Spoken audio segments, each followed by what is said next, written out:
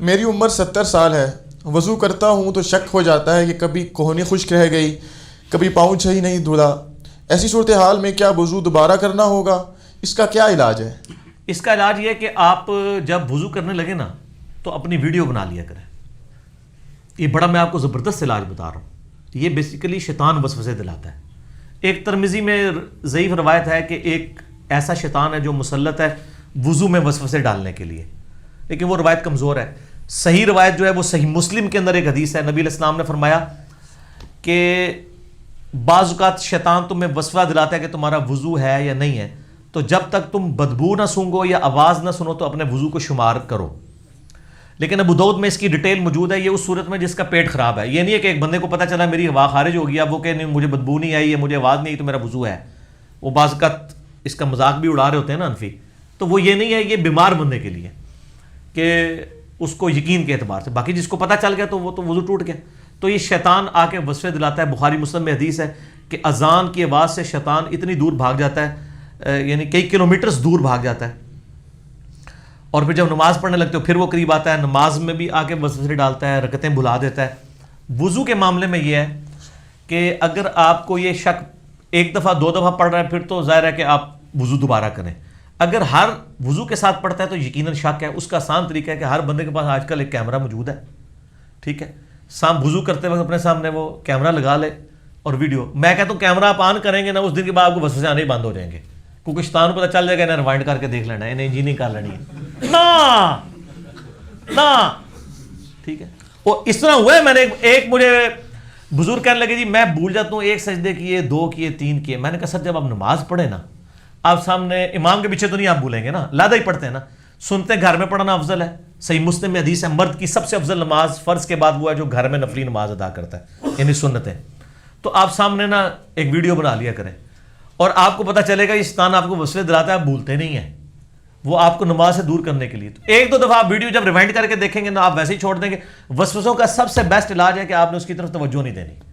اگر آپ وسوسوں کو ایڈریس کرنا شروع کریں گے تو سر وسوسوں کو شیطان نال پھر کون پنگا لے سکتا ہے سوائے دے کہ اعوذ باللہ من الشیطان الرجیم 3 دفعہ پریکٹیکلی تھوک نہیں, یعنی نماز میں بھی وسوسہ آئے تو آپ نے تھو تھو تھو 3 دفعہ کر دینا ہے.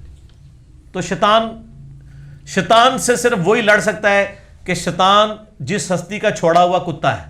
یہ اللہ نے ایک کتا چھوڑا ہے نا ہمارے اوپر آزمائش کے لیے ہماری, تو کتے سے بچنے کے لیے کتے کے مالک کی پناہ لی جاتی ہے, اللہ کی پناہ لی جائے.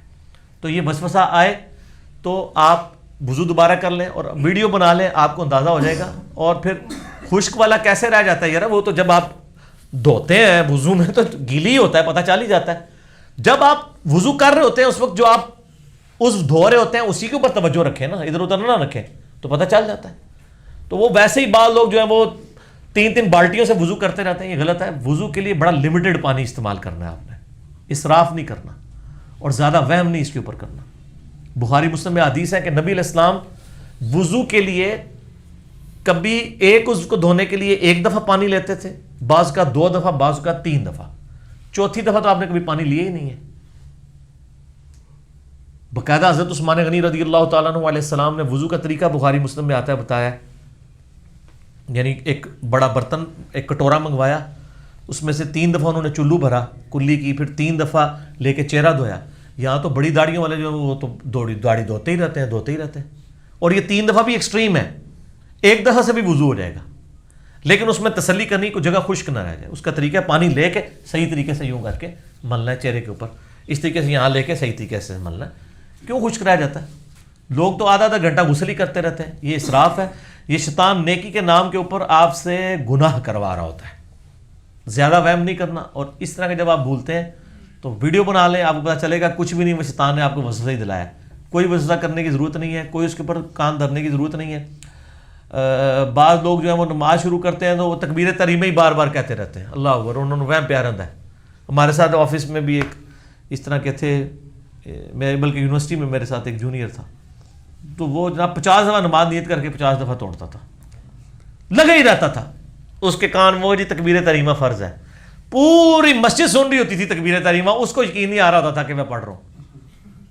یہ شیطانی وسوسے ہوتے ہیں. شیطانی وسوسوں کا علاج میرے بھائی یہ ہے کہ آپ نے اس کو اگنور کرنا ہے. کتے کو آپ اگر کھڑے ہو کے وہ کرنا شروع کر دیں گے نا, وہ کرتا ہی رہے گا. جب آپ اس کو اس کے حال پہ چھوڑ دیں گے, یہ آپ چیک کریں, شیطانی وسوسوں سے بچنے کا طریقہ یہ ہے کہ آپ اس کی طرف توجہ کرنا چھوڑ دیں تو خود بخود ایڈریس ہو. ہاں کوئی علمی سوال ذہن میں آتا ہے وہ ضرور کریں, لیکن جب آپ کو ایڈریس کر دیا جائے کہ یہ وسوسہ ہے, دین کنکلوڈ دا ایشو.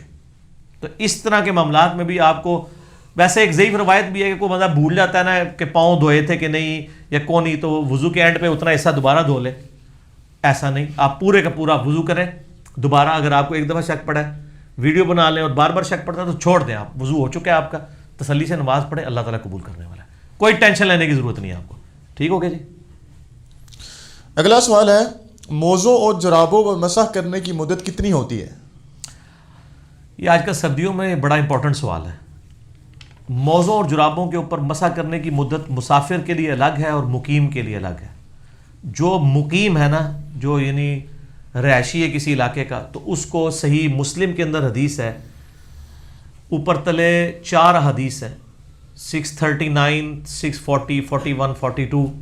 سیدہ عائشہ کے پاس ایک تابعی آتا ہے اور کہتا ہے کہ بتائیں کہ نبی علیہ السلام نے موزوں کے اوپر مسح کی مدت کیا مقرر کی تھی. یہ چمڑے کے جو موزے ہوتے ہیں, اسے خفین کہتے ہیں عربی میں, اور جو جرابے والے جو موزے ہیں ان کو ہم جرابین کہتے ہیں عربی میں. یہ دونوں سنت ہیں, جیسے پگڑی الگ سے سنت ہے, ٹوپی الگ سے سنت ہے. تو سیدہ عائشہ نے کہا کہ تم علی ابن ابی طالب کے پاس جاؤ, ان کا وقت نبی علیہ السلام کے ساتھ زیادہ گزرتا تھا سفر و حضر میں, وہ تمہیں مدت بتائیں گے. اچھا, اس حدیث سے یہ بات پتہ چلی کہ سیدہ عائشہ جو سینکڑوں صحابہ کی استاد ہیں, ان کو بھی کسی مسئلے کے اندر ایشو ہوتا تھا تو مولا علی سے پوچھتی تھی. ایک تو یہ پتہ چلا. دوسرا, ان کے الفاظ دیکھیں کہ مولا علی کو مجھ سے زیادہ قرب حاصل تھا نبی علیہ السلام کا سفر و حضر میں. حالانکہ بیوی سے زیادہ تو کوئی قریب ہی نہیں ہوتا, لیکن ان کی بات ٹھیک تھی, کیونکہ نبی علیہ السلام کی تو ایک وقت میں 9 بیویاں تھیں, ٹوٹل 11. آپ ساری بیویوں کو سفر میں نہیں لے کے جاتے تھے, قرعہ اندازی کرتے تھے. کبھی کسی بیوی کا نام نکل آتا تھا, کبھی کسی کا. جیسا کہ وہ سیدہ عائشہ پہ جو افک والا مسئلہ ہوا تھا, جو تہمت لگی تھی برائی کی, اس میں سیدہ عائشہ ساتھ تھی. صلح حدیبیہ کے موقع پہ ام سلمہ ساتھ تھی. ہر موقع پہ ڈیفرنٹ بیوی کے نام قرآن نکلتا تھا. لیکن سیدنا علی تو ہر سفر میں حضور کے ساتھ ہوتے تھے, سوائے ایک سفر کے جو تبوک کا سفر تھا. بخاری مسلم میں آتا ہے, تو رو پڑے. آپ فرمایا تو اس پہ خوش نہیں ہے کہ تیری میرے ساتھ وہی نسبت ہے جو ہارون کی موسیٰ کے ساتھ, مگر میرے بعد کوئی نبی نہیں. یعنی موسیٰ علیہ السلام اپنا سکسیسر چھوڑ کے گئے تھے اس وقت کے لیے سیدنا ہارون علیہ السلام کو, تو میں اپنی امت پہ, عورتوں اور بچوں پہ تمہیں چھوڑ کے جا رہا ہوں. تو سیدنا علی سے جب پوچھا اس تابعی نے, تو انہوں نے فرمایا کہ نبی علیہ السلام نے مسافر کے لیے 3 دن اور 3 رات یعنی 72 گھنٹے, اور مقیم کے لیے 1 دن اور 1 رات یعنی 24 گھنٹے تک ایک دفعہ وضو کر کے آپ یعنی موزے پہن لیں تو مسح کی اجازت مرحمت فرما دی. یعنی آپ نے فجر کا وضو کیا, اس میں تو آپ نے وضو میں پاؤں دھوئے ہیں نا, تو یہ تو نکل گیا بیچ میں سے, جرابے یا موزے پہن لیے. اب آپ زور میں بھی مسح کر سکتے ہیں, عصر میں بھی, مغرب میں بھی, شام میں بھی, اور اگلے دن کی فجر میں بھی کر سکتے ہیں, کیونکہ یہ والی فجر تو دھو کے آپ نے پڑھی تھی نا. پریکٹیکلی تو 24 گھنٹے کیسے پورے ہوں گے, یعنی وہ 5 نمازوں تک ہے کہ زور, عصر, مغرب, عشاء اور اگلی فجر. ہاں, فجر کے بعد آپ پھر موزے اتار کے آپ کو, اگر آپ مقیم ہیں, اگر آپ مسافر ہیں, پھر 3 دن 3 رات تک اگر آپ نے اس دوران وضو کرنے کے بعد موزے یا جرابیں نہیں اتاری تو آپ نماز کے لیے مسح کر سکتے ہیں. اور اس کا بڑا آسان طریقہ ابو داؤد میں ہے. یہ ہر لوگ اپنے انداز سے بھی مسح کر رہے ہوتے ہیں. مسح کا طریقہ یہ ہے کہ جیسے آپ سر کے مسح کے لیے پانی دیتے ہیں نا, تو دائیں ہاتھ میں آپ جرابوں یا موزوں کے مسح کے لیے پانی لیں گے, بائیں ہاتھ پہ اسے گرائیں گے, اور ہاتھ کو یوں کریں گے کہ یہ قطرے سارے ٹپک جائیں, صرف تری رہ جائے. سر پہ بھی صرف تری ملنی ہوتی ہے, سر دھونا نہیں ہوتا. جب تری رہ جائے نا, تو دایاں جو پاؤں ہیں اس کے اوپر والے حصے کا دائیں ہاتھ سے مسح یوں کرنا ہے, پیرلل میں دونوں, اور بائیں سے بائیں کا. بعض اس کے لیے لادہ گیلا کر کے دونوں ہاتھ پہلے ادھر پھیرتے ہیں, پھر ادھر پھیرتے ہیں, نیچے سے بھی اوپر سے بھی. وہ تو سیدنا علی کا قول ہے نا ابو داؤد میں کہ اگر دین صرف عقل کی بنیاد پہ ہوتا تو پاؤں کے تلوے کا مسح کیا جاتا, لیکن شریعت حکم کے اوپر چلتی ہے, اس لیے حکم ہمیں یہ ہے کہ اوپر والے حصے کا آپ نے مسح کرنا ہے, دائیں سے دائیں کا, بائیں سے بائیں کا. تو یہ سنت ہے. اور یہ تو خفین کی حدیثیں تو بخاری مسلم میں موجود ہیں. صحیح مسلم میں ایک حدیث ہے، حضرت مغیرہ ابن شعبہ رضی اللہ تعالیٰ عنہ کہتے ہیں کہ غزوہ تبوک میں نبی علیہ السلام کے ساتھ تھا، ایک موقع پہ میں نے آپ کو وضو کروایا، تو جب میں آپ صلی اللہ علیہ وسلم نے ایک کرتا پہنا ہوا تھا جس کی آستین بڑی تنگ تھی، یعنی ایسے اوپر نہیں ہو سکتی تھی، تو آپ نے اپنی وہ کرتا اتارا یوں کر کے، اور یہاں سے نا یہ بٹن کھول کے یہاں سے بازو نکال کے نا تو وہ دھوئے، اور پھر یہاں پہ بھی بعض کا لوگوں کا تنگ ہوتا ہے تو وہ یہ اتنا ہی دھو لیتے ہیں ایسے کر کے، نہیں سر یہ کونیوں سمیت دھونا ہوتا ہے. اور کہتے ہیں جب نبی علیہ السلام کے پاؤں دھونے کی باری آئی تو میں آپ کے موزے اتارنے لگا، تو آپ نے فرمایا کہ اس کو چھوڑ دو، میں نے ان کو پاکی کی حالت میں پہنا تھا، تو آپ نے موزوں کے اوپر یوں مسح کیا. یہ مسلم شریف میں حدیث ہے. تو مشکات کی پہلی جلد میں ساری حدیث آپ کو مل جائے گی. اور کہتے ہیں اس کے بعد جب ہم وضو کر کے نماز کے لیے پہنچے تو آگے صحابہ کرام نے پہلی جماعت کھڑی کی ہوئی تھی، کیونکہ نبی علیہ السلام استنجا اور وضو میں لیٹ ہو گئے تھے. صحابہ کرام یہ سمجھے کہ بھئی نماز ہماری عصر کی نماز تھی، قضا نہ ہو جائے، تو مشورہ کر کے انہوں نے عبد الرحمن بن عوف کو مصلی پہ آگے کر دیا. عبد الرحمن بن عوف جو ہے وہ نماز پڑھانا شروع ہو گئے، ایک رکعت ہو گئی، نبی علیہ السلام آ گئے. صحیح مسلم شریف کی حدیث ہے. تو نبی صلی اللہ علیہ وآلہ وسلم کی آمد کی جب صحابہ کو اندازہ ہوا تو انہوں نے نا تصفیق کرنا شروع کر دی، یوں ایسے یعنی اشارہ کرنا شروع کر دیا تالی کی آواز سے پتہ چل جائے. حالانکہ بخاری مسلم میں حدیث ہے کہ یہ تصفیق عورتیں کریں گی کیونکہ عورت کی آواز کا پردہ ہے، مردوں نے سبحان اللہ کہہ کے امام کو غلطی پر اطلاع دینی ہے. تو عبد الرحمن بن عوف نے مصلی چھوڑ دیا، نبی علیہ السلام نے فرمایا کہ اپنے مصلی پہ ہی رہو، اشارہ کیا، وہ نماز پڑھاتے رہے. اس طرح کا واقعہ بخاری مسلم میں حضرت ابوبکر کے لیے آتا ہے، تو ان کو بھی نبی علیہ السلام نے کہا مصلی پہ رہو، لیکن وہ نہیں رہے تھے، وہ پیچھے آ گئے. نبی علیہ السلام پھر مصلی پہ گئے، نماز پڑھائی. بعد میں آپ نے فرمایا تمہیں حکم دیا تھا، تو انہوں نے کہا ابو قحافہ کے بیٹے کی کیا مجال کہ رسول اللہ تشریف لے آئے اور وہ مصلی پہ کھڑا رہے. پھر ابو بکر تو ابو بکر ہے نا جی، ابو بکر کی جگہ کون لے سکتا ہے. عبد الرحمن بن عوف کو جب نبی علیہ السلام نے اشارہ کیا تو انہوں نے بھی صحیح کام کیا، انہوں نے نبی علیہ السلام کا حکم مان لیا، تو وہ نماز پڑھاتے رہے. نبی علیہ السلام کی ایک رکعت رہ گئی تھی، تو حضرت مغیرہ ابن شعبہ کہتے ہیں جب عبد الرحمن بن عوف نے سلام پھیرا تو میں نے اور نبی علیہ السلام نے کھڑے ہو کے اپنی ایک رکعت کو پورا کیا. یہ پوری اسی پہ میرا ایک کلپ بھی ہے کہ نبی علیہ السلام نے کس صحابی کے پیچھے نماز پڑھی. دنیا میں ایک ہی شخص ہے جس کے پیچھے نبی علیہ السلام نے نماز پڑھی ہے، بلکہ دنیا نہیں سر، اس کائنات میں ایک ہی شخص ایسا ہے جس کے پیچھے کسی نبی نے نماز پڑھی ہو، اور وہ عبد الرحمن بن عوف ہے رضی اللہ تعالیٰ عنہ. حضرت ابوبکر نے تو مصلی چھوڑ دیا تھا، اس لیے ان کے پیچھے نماز نہیں پڑھی، آپ نے خود آ کے مصلی سے مانگ لیا. تو یہ ایک ایسا اعزاز ہے جو کسی صحابی کو حاصل نہیں ہے، تو اس میں بھی موجود ہے. پھر جامعہ ترمذی کے اندر آپ کو ایک پورا چیپٹر ملے گا جورابین پہ مسا. اب یہ کیا کرتے ہیں، کہتے ہیں موزے چمڑے کے ہونے چاہیے، چمڑے کے ہونے چاہیے، اور چمڑے والی حدیثیں لادا ہے، جرابوں والی لادا ہے. یہ جورب تو لفظ ہی عربی کا ہے، آپ جا کے عربی ڈکشنری میں لکھے جورب کہتے ہیں کپڑے یا اون کا ایسی چیز جو پاؤں پہ پہنی جاتی ہے، چمڑے کی ہونی ضروری نہیں ہے. البتہ امام ترمذی نے لکھا ہے کہ وہ جراب موٹی ہونی چاہیے جس سے جسم باہر نہیں ڈھلکے. ہماری جتنی جرابیں یہ موٹی ہوتی ہیں، باریک جراب تو ہم کوئی پہنتے ہیں، وہ عورتیں گرمیوں میں شاید کوئی پہنتی ہیں جس میں جسم نظر آتا ہے، کیونکہ اصل مقصد تو یہ ہے نا کہ جسم ڈھانپا جائے. جو مسلم شریف میں حدیث ہے قرب قیامت میں عورتیں ایسا لباس پہنیں گی کہ جسم ننگی نظر آئیں گی. تو جسم ڈھانپنا ہوتا ہے نا مقصد، پاؤں کی سردی ڈھانپنے کا مقصد ہے نا کہ آپ موٹی جراب ہی پہنے. تو ہماری یہ جرابیں جتنی ہوتی ہیں نا چائنا کی یا پاکستانی، یہ موٹی ہیں، اور ان کے اوپر اگر آپ تری والا ہاتھ رکھیں نا تو پاؤں گیلے نہیں ہوتے. ٹھنڈک ضرور محسوس ہوتی ہے لیکن گیلے نہیں ہوتے، ٹھیک ہے. اور تری آپ نے وہ بھگو کے نہیں کرنی، میں نے بتایا وہ پوری صرف گیلا ہاتھ رکھنا ہے. اس کی حدیثیں ترمذی میں لادا سے ہیں، اور امام ترمذی نے اس حدیث کو حسن صحیح بھی کہا ہے. اگرچہ ہمارے نزدیک وہ روایت کمزور ہے سفیان ثوری کی تدریس کی وجہ سے، لیکن امام ترمذی اس حدیث کو صحیح سمجھتے ہیں. البتہ ہمارے پاس مصنف ابن ابی شیبہ میں 5 صحابہ سے موجود ہے کہ جرابوں پر مسح پہ اجماع ہے صحابہ کا. اور آپ کو مزے کی بات بتاؤں، یہ حدیث ابو داؤد میں بھی آتی ہے. جو دیوبندیوں کی ابو داؤد ہے نا، اس میں انہوں نے نا لکھ دیا ہے کہ ہم بھی جرابوں پہ مسح کے قائل ہیں، لیکن پبلک کو کہانی وہی کرائی ہوئی ہے کہ بغلوں میں بت رکھ کے آتے تھے، رفع الیدین ہوتا تھا. پبلک کو جرابوں والے کو دیکھ لیں تو کوئی جاہل بندہ بھی ہو کہتا ہے نہ تے نہیں ہوتا جی مسا، تو اس کو پوچھو بھی کدھر لکھا ہے، تو پتہ نہیں انہوں نے بھی بزرگوں کو سنا ہے. بزرگ فرماتے ہیں تو بزرگ فرما کے لکھ کے ٹر گئے جے. اور امام ترمذی نے کمال کیا جی. امام ترمذی رحمہ اللہ نے اس کے ساتھ ایک واقعہ لکھا ہے کہ امام ابو حنیفہ رحمہ اللہ جس مرض میں فوت ہوئے، جامعہ ترمذی میں جرابوں والی، امام ترمذی کو پتا تھا کہ جرابوں اور چمڑے کے موزوں کا جو فتنہ ہے وہ امام حنیفہ رحمہ اللہ کی وجہ سے کھڑا ہوا ہے. فتنہ سے مراد عربی والا فتنہ, پنجابی والا نہیں, آزمائش کہ امت میں دو رائے. تو امام ترمذی نے واقعہ لکھا ہے باقاعدہ کہ امام حنیفہ جس مرض میں فوت ہوئے, مرنے سے ایک ہفتہ پہلے انہوں نے اپنے پاؤں پہ جرابیں چڑھائیں یہی والی, اور پھر ان پہ مسح کیا اور فرمایا کہ میں نے آج وہ کام کیا جو آج سے پہلے کبھی نہیں کیا. یعنی میں قائل ہوتا ہوں اس بات کا کہ چمڑے کے موزوں کے علاوہ ان جرابوں پہ, ان تک حدیثیں بعد میں پہنچی ہوں گی, لیکن جو پچھلے ہیں نا ان تک آج تک بھی ان تک پہنچ کے وہ توبہ بھی کر چکے. یہ کہتے ہیں نہیں حضرت تھوڑا ریویو کرو, ہو سکتا ہے تسی پہلے ٹھیک ہی کیا ہوئے, کیونکہ تسی جو فرما دیتا ہو تو چینج ہو ہی نہیں سکتا. نعوذ باللہ. یہ پروٹوکول تو نبی علیہ السلام کا ہے, ما ضل صاحبکم وما غوا. تمہارے نبی نہ کبھی بہکے ہیں نہ کبھی بہرا چلے ہیں. مصیبت کھڑی کی ہوتی ہے, وہ بیچارے وہ چمڑے کے موزے, اب جو لوگ آفیسز میں کام کرتے ہیں وہ بیچارے کہتے ہیں کہ کیا کریں جناب, ہم ایک نمبر بڑا بوٹ لیں. چمڑے کا موزہ پہننے کے لیے تو آپ کو ایک نمبر بڑا بوٹ لینا چاہیے.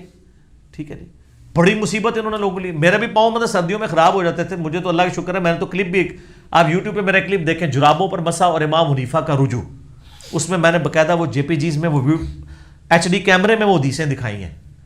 تو کبھی امام حنیفہ رجوع کر کے فوت ہو چکے, تسی ہوں زندہ اللہ دے بندے ہو, تواڈے بزرگ جن کے اوپر آپ کا تکیہ تھا وہ توبہ کر کے فوت ہو چکے ہیں, آپ تو رجوع کرو.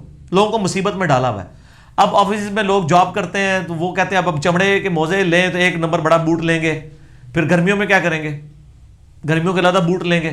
مصیبت ڈالی ہوئی انہوں نے قوم کو. تو یہ جرابیں لیں جناب, بے فکر ہو کے جرابوں پہ مسح کریں. ٹھیک ہے, اور یہ بہت بڑی سہولت ہے. فجر پڑھ کے پہن لیں, آپ اگلی فجر تک کر سکتے ہیں. لیکن یہ یاد رکھیے گا, وضو کرنے کے بعد, وضو ٹوٹنے سے پہلے پہلے جراب یا آپ نے موزہ پہننا ہوگا. ٹھیک ہو گیا. اور جب آپ نے جراب اور موزہ پہن لیا, اب آپ کا وضو ٹوٹ گیا. اب آپ اگلے وضو میں پاؤں نہیں دھوئیں گے بلکہ مسح کریں گے جس طریقے سے میں نے بتایا. لیکن اس دوران جراب یا موزہ اتار نہیں سکتے.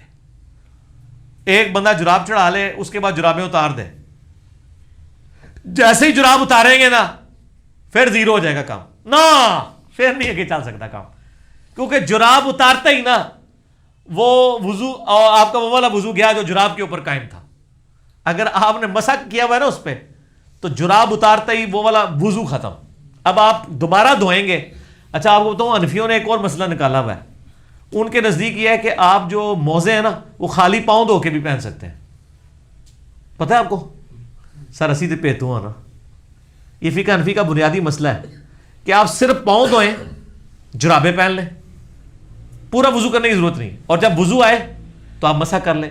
یہ انہوں نے غلط کرالری کیوں نکالی؟ ان کے نزدیک جو اعضائے وضو کی ترتیب ہے نا, نہ یہ ضروری ہے اور نہ ان کا متواتر ہونا ضروری ہے. وہ کہتے ہیں آپ اگر آدھا گھنٹہ پہلے وضو میں چہرہ دھوئیں, آدھے گھنٹے بعد جا کے کونیے دھوئیں, اس سے آدھے گھنٹے بعد جا کے مسح کریں, اور 2 گھنٹے بعد پاؤں دھوئیں, اس دوران آپ کا وضو نہ ٹوٹے تو آپ کا وضو ٹھیک ہے. اور ترتیب میں ویسے تو یہ شیعہ کو کہتے ہیں نا, وہ بھی جھوٹ بولا ہوا ہے, شیعہ پہلے پاؤں دھوتے ہیں. شیعہ پاؤں پہلے نہیں دھوتے ہیں, وہ ویسے مٹی صاف کر رہے ہوتے ہیں, وہ بھی چہرے سے ہی وضو شروع کرتے ہیں, پاؤں پہ اینڈ پہ مسح کرتے ہیں. وہ تو میں نے بتایا مصنف ابن ابی شیبہ میں اکرمہ جو تھے ابن عباس کے شاگرد, وہ بھی پاؤں پہ مسح کے قائل تھے. تسی جراباں دے مسح دی گل کر رہے ہو, اسی بغیر جراباں دے بھی مسح دے قائل ہاں. ٹھیک ہے نا جی, تسی جراباں دے موزے نوں پہ روندے ہو. تو وہ اس میں ان کے نزدیک یہ ہے کہ اگر کوئی پاؤں وضو میں پہلے دھو لے, چہرہ بعد میں دھو لے, مسح, یہ سر فقہ حنفی, مجھ سے زیادہ نہیں کوئی جانتا, میں تو یہ ساری چیزیں پڑھاتا رہا ہوں. ٹھیک ہے نا, اللہ تعالیٰ مجھے معاف کرے. آمین تو کہہ دو یار, ہس دیو تسی, منو نہیں معافی کی ضرورت. ٹھیک ہے, اگرچہ میں معافی ایک شعر کے انداز میں مانگتا رہتا ہوں کہ نہ میں وہابی نہ میں بھابی, میں ہوں مسلم علمی کتابی. اس میں میرے ایک رجوع بھی ہوتا ہے. لوگ تو اپنی غلطی کے اوپر رجوع کرتے ہوئے ڈرتے ہیں, ہم تو خوشی محسوس کرتے ہیں کہ شکر اللہ نے ہدایت دے دی ہے. تو ان میں یہ موجود ہے کہ آپ, لیکن حدیث میں یہ ہے کہ آپ نے وضو کر کے پہننا ہے. ٹھیک ہے, اور دوسری طرف بخاری مسلم میں حدیث موجود ہے کہ نبی علیہ السلام موزوں پر اور پگڑی پر مسح کرتے تھے. ہم ادھر حنفیوں سے پوچھتے ہیں یہ پگڑی آپ نے چمڑے کی پہنی ہوتی تھی یا کپڑے کی؟ سر سوال ہے نا. یہ تو کہتے ہیں نہیں جی, آپ اگر جراب بھی پہنے تو اتنے کلومیٹر تک آپ ننگے پاؤں چل سکتے ہو, پھٹے نہ. یہ ساری شرائط جو آپ کہانیاں کراتے ہیں پگڑی پہ کر سکتے ہیں. کپڑے کی جو پگڑی ہے اس کو اگر ہم پاؤں پہ لپیٹیں تو یہ تو پھٹ جائے گی. تو نبی علیہ السلام تو کپڑے کی پگڑی کے اوپر بھی مسح کر لیتے تھے بغیر چمڑے کی. وہ تو آپ بتائیں. اسی کے تحت میرا یہ موقف ہے کہ جو عورت ایک دفعہ وضو کر کے حجاب پہن لے نا تو 5 نمازوں تک حجاب کے اوپر بھی مسح کر سکتی ہے, اس کو ضرورت ہی نہیں کرنے کی, کیونکہ نبی علیہ السلام نے تو پگڑی پہ بھی مسح کیا ہے. اسی طرح جو لوگ پرماننٹلی یعنی پگڑی پہننے والے, ٹوپی والے تو بعض کا یوں اتار دیتے ہیں نا, پگڑی اتارنا آسان کام نہیں ہوتا. پگڑی جنہوں نے پہنی ہوتی ہے نا وہ پھر پہن ہی رکھتے ہیں پورا دن, وہ بار بار نہیں اتارتے. ٹوپی تو ہے نا کبھی آیا گرمی میں سائڈ پہ رکھ دی, پگڑی تو نہیں اٹھائی ہے, تو ایک پراپر باندھ دی جاتی ہے نا, تو پگڑی کے اوپر آپ مسح کر سکتے ہیں. سر پگڑی کپڑے کی ہو تو مسح ہو سکتا ہے, تو سر چمڑے کے موزوں, چمڑے کی تو نہیں ہوتی, کپڑے کے موزوں کے اوپر کیوں نہیں مسح ہو سکتا, اون کے موزوں کے اوپر کیوں نہیں ہو سکتا؟ امام ترمذی نے باقاعدہ لکھا ہے. اور ہم کہتے ہیں کہ موٹی ہوں جرابیں, اور موٹی وہ آپ والی نہیں ہیں. اب وہ کہتے ہیں اتنی موٹی ہوں کہ آپ اس کو پہن کے یہ کوئی امام ترمذی, یہ خود انہوں نے کہانیاں کری ہیں. وہ کدے قیامت تک تمہیں جراب نہیں لبنی کہ اتنے کلومیٹر تسی پتھریلی زمین تے چلدے رہو پھٹنا, وہ تواڈے موزے بھی پھٹ جان گے. ٹھیک ہے نا, یہ کوئی شرط نہیں ہے. شریعت نے ایک آسانی دی تھی, آپ نے آسانی امت سے چھین لی ہے, آپ نے کہانیاں بنا دی ہیں. تو ہم آپ کو بڑی بات کرتے ہیں کہ امام ابن ابی شیبہ نے المصنف ابن ابی شیبہ میں ایک باب باندھا ہے پاؤں پہ مسح کرنے کا بیان, اور وہ اس میں کئی تابعین سے لے کے آئے کہ وہ تو عام وضو میں بھی پاؤں کے اوپر ڈائریکٹ مسح کر لیتے تھے, چاہے جائے کہ آپ جرابوں کا مسح نہیں مان رہے. اس میں سیدنا اکرمہ کے بارے میں آتا ہے, سیدنا حسن بصری کے بارے میں آتا ہے صحیح سند کے ساتھ. ایون شیخ زبیر علی زئی صاحب نے تو اکرمہ والا اثر بھی لکھا ہے الحدیث رسالے میں کہ وہ پاؤں پہ مسح کیا کرتے تھے. ٹھیک ہے, تو خالی پاؤں پہ مسح ہو جاتا ہے, تو جراب والا تو اونٹتے تو ہاتھ بننے کے یار تھی جراب تو کر لو, خالی نہ کرو. ٹھیک ہے, یہ سر کہانیاں ختم نہ, پرانیاں گلاں ہو گیا. ٹھیک ہو گیا جی. ہاں اگلا سوال. اگلا سوال ہے, بعض اوقات تکبیر تحریمہ کے بعد قرات کرتے ہوئے خیال آتا ہے کہ اللہ اکبر نہیں کہا تھا. اسی طرح بعض اوقات سجدوں کی تعداد بھی بھول جاتا ہوں, تو کیا سجدہ سہو کر لیا کروں؟ کوئی حل بتائیں, بہت پریشان ہوں. سجدہ صاحب کرنے سے تو نماز نہیں ہوگی اگر آپ کو پتہ ہی نہیں کہ آپ کون سی رکعت پڑھ رہے ہیں, یا ایک سجدہ کیے یا 2. سجدہ صاحب تو صرف ان غلطیوں کا کفارہ ہے جو فرض کے علاوہ ہیں. جو فرض, اگر کسی کی رکعتیں بھول گئیں یا سجدے بھول گیا, سجدہ صاحب سے تو نماز نہیں ہوگی, نماز دوبارہ پڑھنی ہوگی. سجدہ صاحب پہ میرا مسئلہ نمبر 92 دیکھ لیں. اس میں وہ حدیث ہے جو بخاری مسلم دونوں میں بنیادی حدیث کہ نبی علیہ السلام نے فرمایا جب کوئی شخص نماز شروع کرتا ہے تو شیطان آ کے اسے وسوسہ دلاتا ہے یہاں تک کہ وہ رکعتیں بھول جاتا ہے اپنی. ٹھیک ہے, تو اینڈ پہ تم 2 سجدے کر لیا کرو. اگر تم نے رکعتیں کم پڑی ہوئی ہوں گی تو یہ 2 سجدے شیطان کو ذلیل کر دیں گے, اور اگر تم نے 4 کی بجائے 5 پڑھی تھی تو یہ 2 سجدے اس کو 6 رکعت بنا دیں گے, ایون کر دیں گے. اس کی تفصیل صحیح مسلم میں آتی ہے کہ نبی صلی اللہ علیہ وآلہ وسلم نے فرمایا کہ اگر کوئی تمہیں نماز میں وسوسہ آئے تو تم یقین کے اوپر بنیاد رکھو. بڑی امپورٹنٹ بات کی, بڑا کامل جملہ ہے. مسلم میں حدیث ہے نا, مجھے جوامع کلمات کے ساتھ بھیجا گیا, یقین پہ بنیاد رکھو. اچھا اب مجھے بتائیں, اگر آپ کو یہ شک ہو کہ آپ نے 3 رکعتیں پڑھی ہیں یا 4, تو ان میں سے یقین کس بات پہ ہوگا؟ 3 پہ. 3 تو پڑھی ہیں نا, تبھی 3 اور 4 میں شک ہو رہا ہے نا. تو یقین پہ بنیاد کیا ہے کہ آپ بنیاد یہ کر لیں کہ اگرچہ آپ نے 4 بھی پڑھی تھی, آپ یقین پہ بنیاد رکھیں کہ میں نے 3 پڑھی ہیں.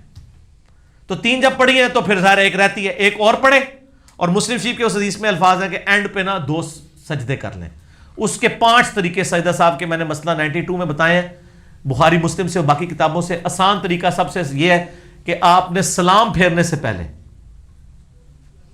بالکل یعنی دعائیں پڑھ کے سلام پھیرنے سے پہلے 2 سجدے کرنے, اور پھر دوسرا سجدہ کر کے جب بیٹھیں گے پھر دائیں طرف سلام پھیر دیں, پھر بائیں طرف. دونوں طرف اگر آپ نے سلام پھیر دیا اس کے بعد 2 سجدے کریں تب بھی ٹھیک ہے. دونوں طرف سلام پھیرنے کے بعد 2 سجدے کرنے کے بعد پھر بیٹھیں, پھر 2 سلام کر دیں. یہ 3 طریقے سنت بخاری مسلم میں آئے. اسی طریقے سے تشہد میں عبدو اور رسولو پڑھ کے ایک طرف سلام پھیر کے پھر 2 سجدے جس طرح حنفی کرتے ہیں, یہ بھی ابراہیم نخعی تابعی سے ثابت ہے, ہم اس کو جواز کی حد تک مانتے ہیں. سارے طریقے درست ہیں. اصل مقصد آخر میں 2 سجدے کرنا ہے, یقین پہ بنیاد رکھ کے. اسی طریقے سے اگر کسی کو شک ہوا کہ پتہ نہیں میں نے 1 سجدہ کیا یا 2, تو وہ یقین کس پہ ہوگا؟ 1 پہ. ایک اور کر دے تو 3 ہی ہوئے ہوں گے نا, اور اینڈ پہ سجدہ صاحب کر لیں. ویسے یہ مسئلے ان کو ہوتے ہیں جو 2 سجدوں کے درمیان والی تسبیحات نہیں پڑھتے. ہاں جی, اگر آپ 2 سجدوں کے درمیان جو تسبیح ابو داؤد ترمذی میں آئی ہے رب اغفر لی پڑھیں, تو سر آپ بھول سکتے ہی نہیں ہے کہ آپ نے 1 سجدہ کیا 2. کیونکہ جب آپ ربک فلی یہاں بیٹھ کے پڑھیں گے نا اور دوسرے سجدے میں جائیں گے تو آپ کے کانوں میں اور دل میں ابھی آواز ربک فلی کی گونج رہی ہوگی. آپ کو دوسرے سجدے میں جاتے ہی آئے گا میں ربک فلی پڑھ کے ہوں, مراد ایک سجدہ میں نے کیا ہوا ہے. سنت کی برکت دیکھیں سر. پھر بھی مسئلہ ہو تو آپ اپنی ویڈیو بنا لیا کریں نفلی عبادت کی, جو میں نے بتایا ہے کہ صحیح مسلم میں حدیث ہے مرد کے لیے سب سے افضل نماز فرض کے بعد وہ ہے جو گھر میں سنت و نوافل پڑھتا ہے. تو آپ انہیں ویڈیو بنائیں, ویڈیو آپ کو خود ہی بتا دے گی. آپ کو خالی وسوسہ آیا تھا, حقیقتاً تو آپ نماز بھولے نہیں تھے. باقی تکبیر تحریمہ والا ہوا نا, تو اس کا آسان طریقہ یہ ہے کہ اگر آپ بھول جاتے ہیں میں نے پہلی تکبیر کہی ہے نہیں کی ہے تو آپ تھوڑی اونچی تکبیر کہہ لیں اللہ اکبر. تو جب آپ کو شک ہو تو آپ کے دائیں بائیں والا بتا دے گا بندے کا پتر بڑھ کے ہی ہے, کتنی بار کہنی ہے. ٹھیک ہے طریقہ ہے. بلکہ آپ دائیں بائیں والوں کو بتا دیں گے تکیو میں کہنا کہ نہیں کہنا. تو یہ ہمیں شیطان وسوسے ڈالتا ہے. وسوسوں کا سب سے بہتر علاج ہے اس کی طرف آپ توجہ نہ دیں. لیکن آپ چوتھی رکعت میں جا کے آپ کو خیال آ رہا ہے پتہ نہیں میں پہلی رکعت اللہ اکبر نے شروع کی تھی کہ نہیں, ایک کنفرم وسوسہ ہوتا ہے. چوتھے ملے جا کے نہیں یاد آ رہی اتنے تو یہ تو میں اگر آپ سے پوچھوں کہ کل آپ نے فجر کی پہلی رکعت میں کون سی قرات کی تھی, آپ امام مسجد سے بھی پوچھے نا اس کو بھی نہیں یاد ہوگا کہ کل کی فجر میں پہلی رکعت میں آپ نے کیا پڑھا تھا, دوسری رکعت میں کیا پڑھا تھا. اور سر اس سے تو بڑا المیہ یہ ہے کہ عشاء کی نماز پڑھ کے آپ فارغ ہونا اور مفتیوں سے پوچھیں کہ امام صاحب نے پہلی رکعت کے پڑھا سی دوسری کے پڑھا سی, تو ادھر زیادہ تو ہم نہیں دس سکتے. یہ بھی ویسے شریفانہ میں طور پہ کہہ رہا ہوں, تقریباً سارے ہی نہیں دس سکیں گے. اور ادھے گھنٹے بعد امام صاحب کو بھی پوچھو انہوں نے نہیں پتا ہوئے گا. تو اتنے لمبے لمبے صاحب نہیں رکھنے ہوتے. نماز شروع کیا, البتہ یہ ضروری ہے کہ اپنے کان آواز سنیں. لیکن بعض لوگ اتنا اونچا پڑھتے ہیں کہ وہ ساروں کے کانوں کو سنا رہے ہوتے ہیں. یہ بھی غلط ہے, یہ بالکل غلط ہے. ابو داؤد ترمذی نسائی میں حدیث ہے, نبی علیہ السلام فرمایا جب سجدے میں جاؤ اپنے بھائیوں کے لیے نرم ہو جاؤ. کیونکہ سجدے ویسے تو سجدہ یوں کر کے سنت ہے نا, کھلا کر کے, لیکن جماعت میں حکم ہے کہ سمیٹ کے کرنا ہے تاکہ کونی نہ لگے. کونیوں سے تو آپ ان کو تنگ نہیں کر رہے ہیں. اور ایک بندہ الحمدللہ رب العالمین, کتنے لوگ ایسے پڑھتے ہیں ساتھ والے ڈسٹرب ہو رہے ہوتے ہیں. کانوں تک یہ نہیں ہے کہ یہاں سے نکل کے کانوں تک پہنچے, اندر سے ہی پہنچ جائے, پہنچ جاتی ہے. زبان سے نماز پڑھنا ضروری ہے, دل میں نماز نہیں ہوگی. اور اپنے کان سنیں, اور کان بھی اس وقت سن رہے ہوں کہ جب سائڈ پہ شور نہ ہو. اگر موٹر چل رہی ہے, جنریٹر چل رہا ہے, تو یہ تھی پورے محلے کو نماز سنانی. پھر آپ اندازہ کریں گے کہ اگر یہ نہ چل رہا ہوتا تو میرے کانوں تک آ جائے تو نماز ہو جائے گی. تو جتنی چیزیں بولنے یا کہنے والی ہوتی ہیں کانوں کا سننا ضروری ہے. طلاق بھی اتنے الفاظ میں کہنا کہ اپنے کان سنے ضروری ہے. اگر آپ لکھ نہیں رہے, لکھ رہے ہیں تو پھر تو ٹھیک ہے.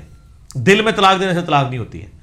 بعض لوگوں کو یہ بھی شک ہے, لوگوں نے کہا جی دل ہر ٹائم اندر اندر میں طلاق دے رہا بیوی نو, ہو گئی ہے. نہیں ہوتی سر.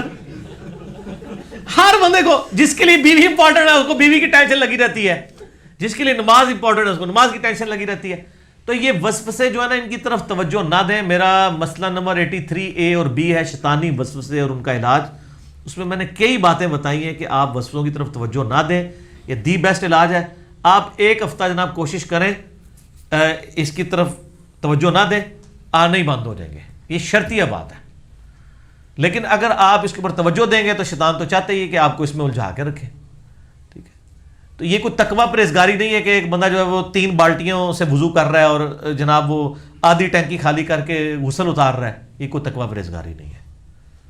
نبی علیہ السلام آدھے لیٹر پانی سے, بخاری مسلم میں آتا ہے, وہ آج کی کیلکولیشن کریں نا, آدھے لیٹر پانی سے, ایک مد ہے 600 گرام بنتا ہے, آدھے لیٹر پانی سے وضو کر لیتے تھے.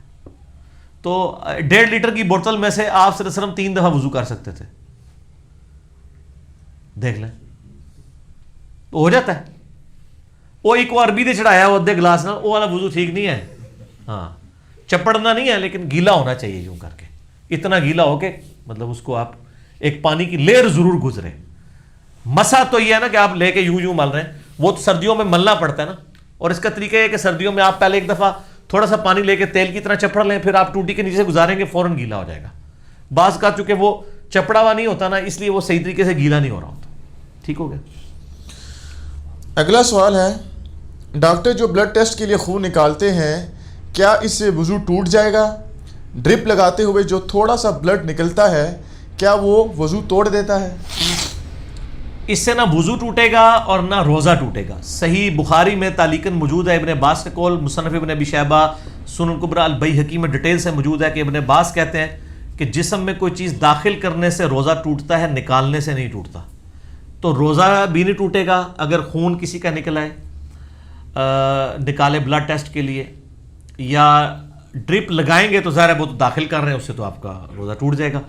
رہا وضو، تو وضو خون نکلنے سے نہیں ٹوٹتا، خون نکلنے سے، خون جو نکل رہا ہوتا ہے وہ خون پاک ہے، اس کو صرف پینا حرام ہے، جو قرآن حکیم میں کم از کم 4 مقامات پہ ہے کہ تمہارے لیے حرام ہوا خنزیر کا گوشت، بہتا ہوا لہو، مردار، اور وہ حلال چیز بھی جس پہ غیر اللہ کا نام لیا جائے قربان کرتے وقت، یہ 4 چیزیں حرام کی گئی ہیں۔ بہتا ہوا لہو پینا حرام ہے، اور صرف بہتا ہوا جو ذبح کے وقت نکلتا ہے، جو ہڈیوں کے اندر، گوشت کے اندر چمٹا ہوا ہوتا ہے، جو پک جاتا ہے، وہ خون حلال ہے۔ بہتا ہوا لہو جو ہے وہ ناپاک ہے، جو ہے وہ حرام ہے پینا، لیکن ناپاک نہیں ہے، وہ پاک ہی ہے۔ پاک کا ثبوت کیا ہے؟ اصل میں جن لوگوں نے وضو توڑنے کا مسئلہ نکالا، یہ امام حنیفہ کا صرف موقف ہے، باقی تینوں اماموں کا اور حدیث کے سارے اماموں کا یہ موقف ہے کہ خون سے وضو نہیں ٹوٹتا۔ امام حنیفہ نے چونکہ خون کو ناپاک سمجھ لیا تو اس کی کورالری پھر یہ نکلی کہ انہوں نے کہا کہ جتنی ناپاک چیزیں جسم سے نکلتی ہیں نا وہ وضو توڑ دیتی ہیں۔ وہ کہتے ہیں پیشاب دیکھیں ناپاک ہے، وضو توڑ دیتا ہے۔ تھوک پاک ہے، تھوک نکلنے سے وضو نہیں ٹوٹتا۔ ناک کوئی صاف کرتا ہے اسے وضو نہیں ٹوٹتا کیونکہ یہ پاک ہے۔ تو کہتے ہیں خون چونکہ ناپاک ہے، یہ کورالری انہوں نے بنائی کہ ناپاک ہونے کی وجہ سے اس کا لازمی نتیجہ ہے کہ یہ وضو توڑ دے گا۔ وہ چونکہ بنیاد ہی غلط ہے کہ وہ ناپاک ہے، یہ غلط ہے، ورنہ تو صحابہ کرام کے لیے مصیبت کھڑی ہوتی، جو بیچارے ہر وقت زخموں میں ہی رہتے تھے، جہادوں میں ہی رہتے تھے، ان کی تو مصیبت کھڑی ہوتی۔ امام بخاری نے صحیح بخاری میں باقاعدہ باب باندھا ہے کہ خون پاک ہے، اور ابو داؤد میں تو وہ حدیث بڑی مشہور ہے، شروع میں آپ کو پہلے جلد میں ہی مل جائے گی، کہ ایک صحابی کو ایک زخم کے دوران، ایک جنگ کے دوران وہ پیرے پہ معمور کیا نبی علیہ السلام نے، تو کافروں نے رات کے وقت حملہ کیا، ان کو تیر لگے، ان کا جسم سے خون نکلنا شروع ہوا، لیکن وہ نماز پڑھ رہے تھے اس حالت میں۔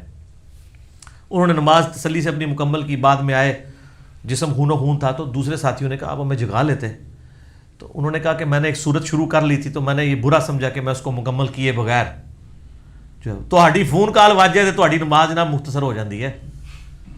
ان کو تیر لگ رہے ہیں، نبی علیہ السلام تک بھی یہ بات پہنچی، آپ نے نہیں فرمایا تیرا تو وضو ہی ٹوٹ گیا تھا۔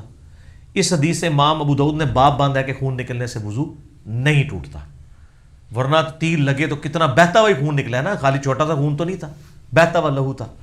یہ حدیث اس بات کا ثبوت ہے کہ خون نکلنے سے وضو نہیں ٹوٹتا، اور دوسرا یہ کہ خون پاک بھی ہے، جب خون پاک ہے تو وضو بھی نہیں توڑے گا۔ تو یہ صرف امام حنیفہ کا موقف ہے، اور یہ ان کا موقف شاذ ہے، باقی سارے امام شافعی، امام مالک، احمد بن حنبل اور اماموں کا کوئی کمال نہیں، یہ حدیث ہے۔ یہ حدیث اگر آپ کو میں بتاؤں اور اماموں کے اقوال نہ بتاؤں، آپ بھی رزلٹ نکالیں گے کوئی نہیں ٹوٹتا۔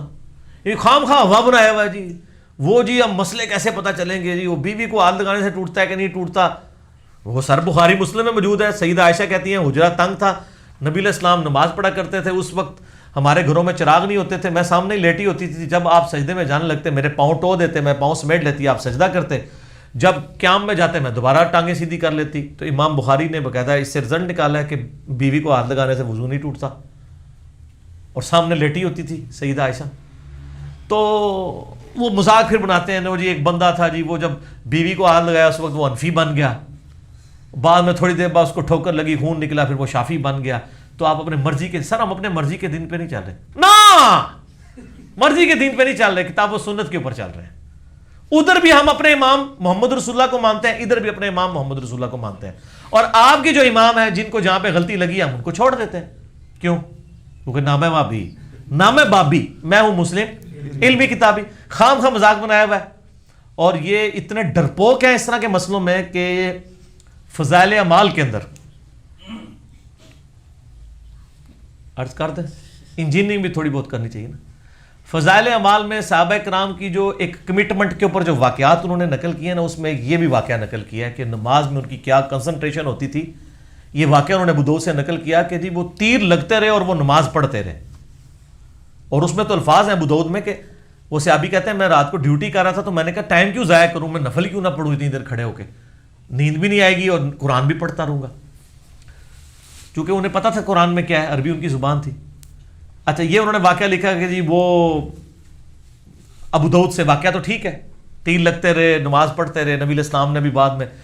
اچھا اینڈ پہ انہوں نے فے ڈالی، ایک چھوٹی سی فے، فائدہ یا فساد۔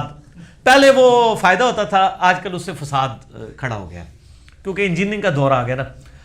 تو وہ فائدے میں لکھتے ہیں کہ جی اس سے یہ پتہ چلا کہ جو ہے نا وہ ان صحابی جو تھے نا ان کا یہ موقف تھا کہ خون نکلنے سے وضو نہیں ٹوٹتا. وہ صحابی کا موقف کہاں سے ہو گیا؟ وہ تو نبی علیہ السلام تک بھی بات پہنچی ہے, وہ تو مرفوع ہو گیا, وہ نبی کا موقف ہے. صرف کہانی کرائی اپنے بزرگوں کو بچانے کے لیے, اور کہا کہ جی امام شافعی رحمہ اللہ کا بھی یہی موقف ہے کہ خون نکلنے سے وضو نہیں ٹوٹتا.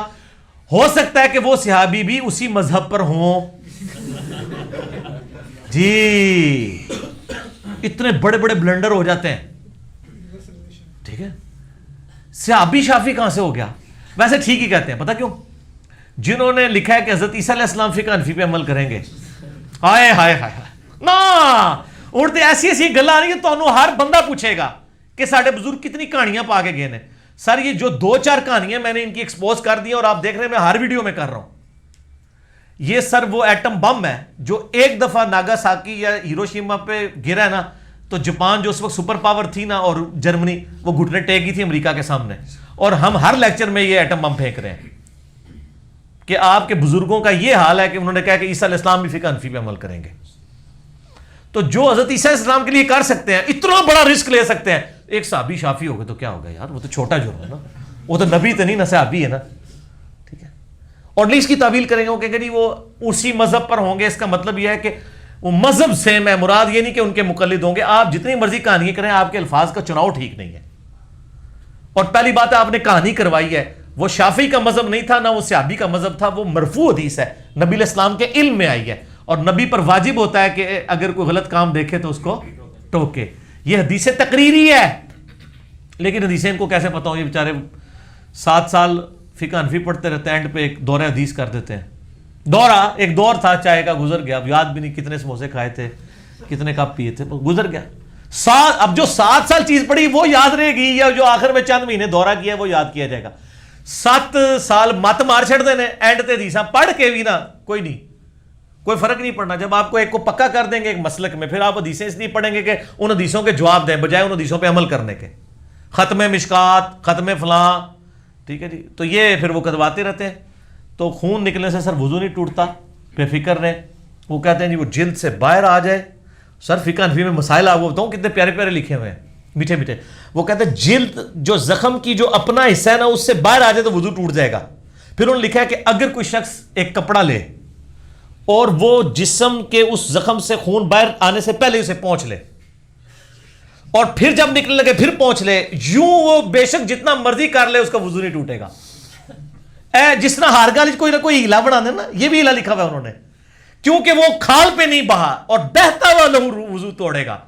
ٹھیک ہے, اتنی بڑی کہانی کرنے کے بجائے یہ مسئلہ ہی آپ کا جعلی تھا, ورنہ تو سر یہ تو پھر ٹوٹ جاتا نا. وہ کہہ رہے ہیں جتنا مرضی آپ پوچھ لیں ایسے ایسے کر کے, یعنی نکل رہے نا آپ پوچھتے جائیں اور اس کو بہنے نہ دیں. حالانکہ وہ بہتے چکے ہیں, اس سے زیادہ آپ پوچھ چکے ہیں, تو کہتے چکے بہا نہیں ہے. سر جب کہانیاں ہوں گی نا, ایک کہانی کو چھپانے کے لیے دوسری کہانی, دوسری کے لیے پھر تیسری کہانی, تیسری کے لیے چوتھی کہانی. ایک کہانیاں چھڑ دو, لوگوں کو علم دین سکھاؤ. اور میں یہ جو آپ کو ایک حسب حال کی فارم میں, یہ خبرناک کی فارم میں آپ کو ایک مزاحیہ انداز میں چیزیں اس لیے کنوے کرتا ہوں کہ تھنک آؤٹ آف باکس کریں. ہماری کسی سے کوئی ذاتی دشمنی نہیں, واللہ ہم یعنی سب کے ساتھ ہمدردی کرتے ہیں. ہم صرف یہ بتاتے ہیں کہ ایک بچہ اسمگلر کے گھر پیدا ہوا تھا, جوان ہو گیا, اب اس کو جوانی کے بعد پتہ چلا کہ میرا باپ تو ہیروئن اسمگل کر کے اس نے یہ مسجد بنوائی تھی اور یہ مدرسہ بنوایا تھا, اگرچہ میرے باپ نے داڑھی بھی رکھی ہوئی ہے. تو اب وہ کہے کہ نہیں میرا باپ غلط ہو گیا تو لہٰذا اسمگلنگ ہی جائز ہو جائے گی. ایسے نہیں ہوگا, اس کو ماننا پڑے گا اسمگلنگ غلط ہے, میرے باپ نے غلط کیا. ان کو بھی ہم کہتے ہیں آپ کے بزرگوں نے جو اتنا بڑا کھلواڑ دین کے ساتھ کیا ہے, آپ کو ماننا پڑے گا, کیونکہ آپ نے اللہ نبی کا کلمہ پڑھا ہے نا, بزرگوں کا نہیں پڑھا. اور میں یہ جانے شروع ہونے والی ایک جملہ بولوں کہ لوگوں کو تو اپنی بری اولاد کے کرتوت بھگتنے پڑتے ہیں, لیکن یہ فرقوں کے علماء اور بزرگ ایسے ہیں کہ ان کو اپنے بزرگوں کے برے کرتوت بھگتنے پڑ رہے ہیں کہ یہ دفاع کر رہے ہیں کہ نہیں یہ ہمارے بزرگوں کا یہ مقصد نہیں تھا. یہاں تو ہوتا ہے نا کہ بچے کو غلطی کر کے آتے ہیں, ماں باپ کہتے ہیں نہیں میرا پتر انجدہ نہیں ہے, تو غلط فہمی ہوئی ہے. یہ وہ پتر جڑے پیواں دے اور اپنے بزرگاں دے کرتوتاں دا حال تک دفاع کر رہے ہیں. نہ کرو سر, اور صبح و شام ایک دفعہ کہا کریں. کیا نام ہے وابی، نام ہے بابی، میں ہوں مسلم علمی علمی کتابی۔ کتابی۔ ٹھیک ہے جی، باقی انشاءاللہ اذان مغرب کے وقفے کے بعد، کیونکہ اذان مغرب شروع ہونے لگی ہے۔ ٹھیک ہو گیا جی؟ جی اگلا سوال۔ علی بھائی اگلا سوال ہے، ایک بوڑھا بیمار ہے، اسے ڈرپ لگی ہے، پیشاب کے لیے تھیلی بھی لگی ہے، وضو بھی ممکن نہیں ہے، اور قبلہ رخ بیٹھ کرنا بھی ناممکن ہے، ایسے آدمی کو نماز معاف ہے؟ اگر پڑھے تو کیسے پڑھے؟ نماز کسی حالت میں بھی معاف نہیں ہے جی۔ کرٹیکل سچویشن آ جائے، بیماری کی وجہ سے وضو نہ کوئی کر سکتا ہو تو مٹی کا ایک ڈھیلا اپنے پاس رکھ لے، اس سے تیمم کر لے، تیمم سے نماز پڑھے۔ قبلہ رخ کا اہتمام کرنا تو ضروری ہے، لیکن اگر وہ بھی نہ ہو پا رہا ہو تو جس طرف چہرہ ہے اسی طرف کر کے نماز پڑھ لے۔ بیٹھ کے نہیں پڑھ سکتا لیٹ کے پڑھے، لیٹ کے نہیں پڑھ سکتا اشاروں سے پڑھ لے۔ نماز معاف نہیں سر، ہر صورت میں اسے پڑھنی ہوگی۔ پیشاب کی تھیلی لگی ہے کوئی مسئلہ نہیں ہے، وہ تو بس شرعی حکم اس کے اوپر ڈیفرنٹ ہو جائے گا نا، وہ تو پھر مجبوری کی حالت میں آ گیا نا۔ تو اپنے اشاروں کے ساتھ بیڈ پہ لیٹے لیٹے بھی وہ اشارہ بس وہ تصور ہی کرے گا، نہیں قیام کر رہا ہوں، پھر ہلکا سا سر یوں کرے، یہ نہیں پورا نہیں اٹھا سکتا یوں ہی کر لے، یوں بھی نہیں کر سکتا تو پھر صرف آنکھوں سے یوں اشارہ کر لے، آنکھوں کے اشارے سے بھی نماز پڑھ سکتا ہے، وہی سارے اعمال کرے۔ اور تیمم نہیں کر لے، اگر تیمم نہیں کر سکتا تو کوئی اور اس کو کروا دے، کوئی اور بھی تیمم کروا سکتا ہے کہ اس کے ہاتھ پہ یوں کر کے اس کے جسم کے اوپر ملا جا سکتا ہے۔ تو نماز کسی حالت میں معاف نہیں ہوگی، اور وضو بھی کرنا ہوگا، وضو نہیں ہوگا تو تیمم، اور تیمم کا طریقہ جو قرآن میں سورۃ المائدہ میں آیا کہ آپ نے پہلے مٹی مار کے چہرے کا مسح کرنا ہے، اس کے بعد مٹی کے اوپر ہاتھ مار کے دونوں ہاتھوں کا کونیوں تک بس۔ غسل کی جگہ تیمم کی بھی یہی طریقہ ہے، اور وضو کی جگہ بھی تیمم کا ہی ہے۔ یہ نہیں ہے کہ غسل والا پورے جسم پہ کرنا ہوگا، اتنا ہی کر لینا کافی ہے۔ کپڑے ناپاک ہیں اور نہیں بدل سکتا، کوئی ضرورت نہیں، اس حالت میں ہی نماز پڑھ لے۔ نماز ضرور پڑھے، اللہ کو پتہ ہے نا وہ حالات و واقعات کیا ہیں، اس حالت میں اسی طریقے سے نماز پڑھ لیں، نماز پڑھنی ہوگی۔ ٹھیک ہوگا۔ اگلا سوال ہے، وضو کے دوران اور اس کے بعد کون کون سی دعائیں پڑھنا سنت مبارکہ سے ثابت ہے، اور ان کا اجر بھی بتا دیں۔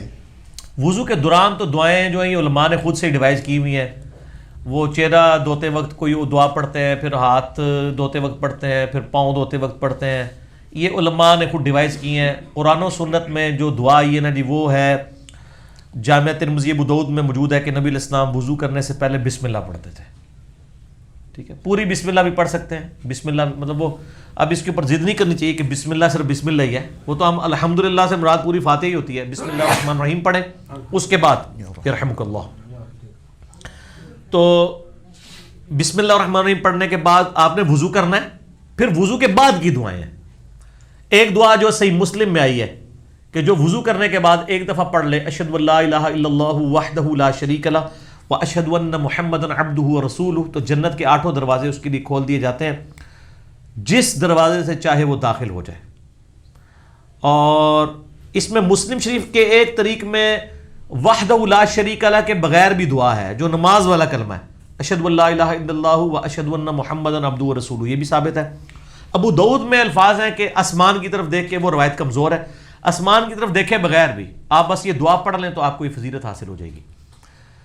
اور دوسری دعا جو صحیح سند سے ثابت ہے وہ سنن نسائی الکبریٰ کے اندر موجود ہے، اس کا ایک چیپٹر ہے عمل الیوم واللیلہ، جس کے اندر وہ روایت ہے کہ جو آیت الکرسی پڑھ لے فرض نماز کے فوراً بعد وہ مرتے ہی جنت میں جائے گا، جو ہم نے یہ اپنے گرین کارڈ پہ 9928 سنن نسائی الکبریٰ، اسی میں اسی چیپٹر کے اندر ایک روایت موجود ہے کہ نبی علیہ السلام نے فرمایا جو وضو کرنے کے بعد پڑھ لے سبحانک اللہم وبحمدک اشہد ان لا الہ الا انت استغفرک واتوب الیک، یہ وہی دعا ہے جو فرض نماز کے بعد کی دعا والے اذکار کارڈ پہ بھی لکھی ہے گرین کارڈ میں، اور یہ مجلس سے اٹھتے وقت کی دعا ہے جو میں بھی لیکچر کے اینڈ پہ پڑھتا ہوتا ہوں۔ تو پھر اللہ تعالیٰ اس کی اس نیکی کو سنبھال کے رکھ دے گا، سٹور کر کے اپنے ڈیوائن بینک میں، اور قیامت دن اس کا بہت بڑا اجر دے گا۔ یہ 2 دعائیں ثابت ہیں۔ ایک ترمذی میں روایت ہے، وہ کمزور روایت ہے، اللہم اجعلنی من التوابین وجعلنی من المتطہرین، یہ روایت کمزور ہے، یہ دعا ثابت نہیں۔ دعائیں وہی 2 ثابت ہیں، ایک بسم اللہ وہ تو ہے شروع کی، اینڈ پہ 2 دعائیں ہیں، اشہد ان لا الہ الا اللہ وحدہ لا شریک لہ واشہد ان محمدا عبدہ ورسولہ، اور سبحانک اللہم وبحمدک اشہد ان لا الہ الا انت استغفرک واتوب الیک، یہ 2 دعائیں ہیں۔ اور جو بیچ میں ہیں یہ لوگوں نے خود ہی گھڑی ہوئی ہیں، یا اللہ میرے پاؤں دھوتے وقت پولیس رات پہ پاؤں ثابت قدم، یہ اسی طریقے سے ہے، واقعنا عذاب القبری واقعنا عذاب الحشری لائے جاندے نے نال، حالانکہ کتنی کامل دعا تھی، ربنا آتنا فی الدنیا حسنہ وفی الآخرۃ حسنۃ وقنا عذاب النار، اے اللہ دنیا میں بھلائیاں عطا فرما اور آخرت میں بھی، اور آخرت کی سب سے بڑی بھلائی وقنا عذاب النار، مرتے ہی آخرت شروع۔ بخاری مسلم میں حدیث ہے کہ مرتے ہی آخرت شروع ہو جاتی ہے، جیسے انسان مرتا ہے نا تو آخرت کی زندگی شروع۔ تو اب آخرت میں قبر کی زندگی بھی شامل ہے، پل صراط کی زندگی بھی شامل ہے، میزان عمل کی بھی، لیکن واقعنا عذاب القبری، واقعنا عذاب الحشری، واقعنا عذاب المیزان، یہ کہنے کی ضرورت ہی نہیں ہے۔ بخاری مسلم میں حدیث ہے، نبی علیہ السلام نے وضو کے بعد کی ایک اسپیشل دعا ایک خاص موقع پہ تعلیم فرمائی، اس میں الفاظ تھے بِنَبِيِّكَ الَّذِي أَرْسَلْتَ، میں ایمان لایا اس کتاب پہ جو تیرے نبی کے ساتھ نازل ہوئی۔ تو صحابی نے وہ دعا پڑھتے ہوئے کہہ دیا بِرَسُولِكَ الَّذِي أَرْسَلْتَ، میں اس کتاب کے اوپر ایمان لایا جو تیرے رسول پہ نازل ہوئی۔ تو نبی علیہ السلام فرمایا تم نے میرے الفاظ کیوں چینج کیے، بی نبی کا پڑھو، حالانکہ برسولی کا زیادہ سپرلیٹو ڈگری تھی، نبی تو ہزاروں میں ہے، رسول تو صرف 315 ہے۔ مسند احمد میں حدیث ہے نا کہ 1,24,000 پیغمبر ہیں جن میں سے 315 رسول ہیں، رسول تو 315 ہے۔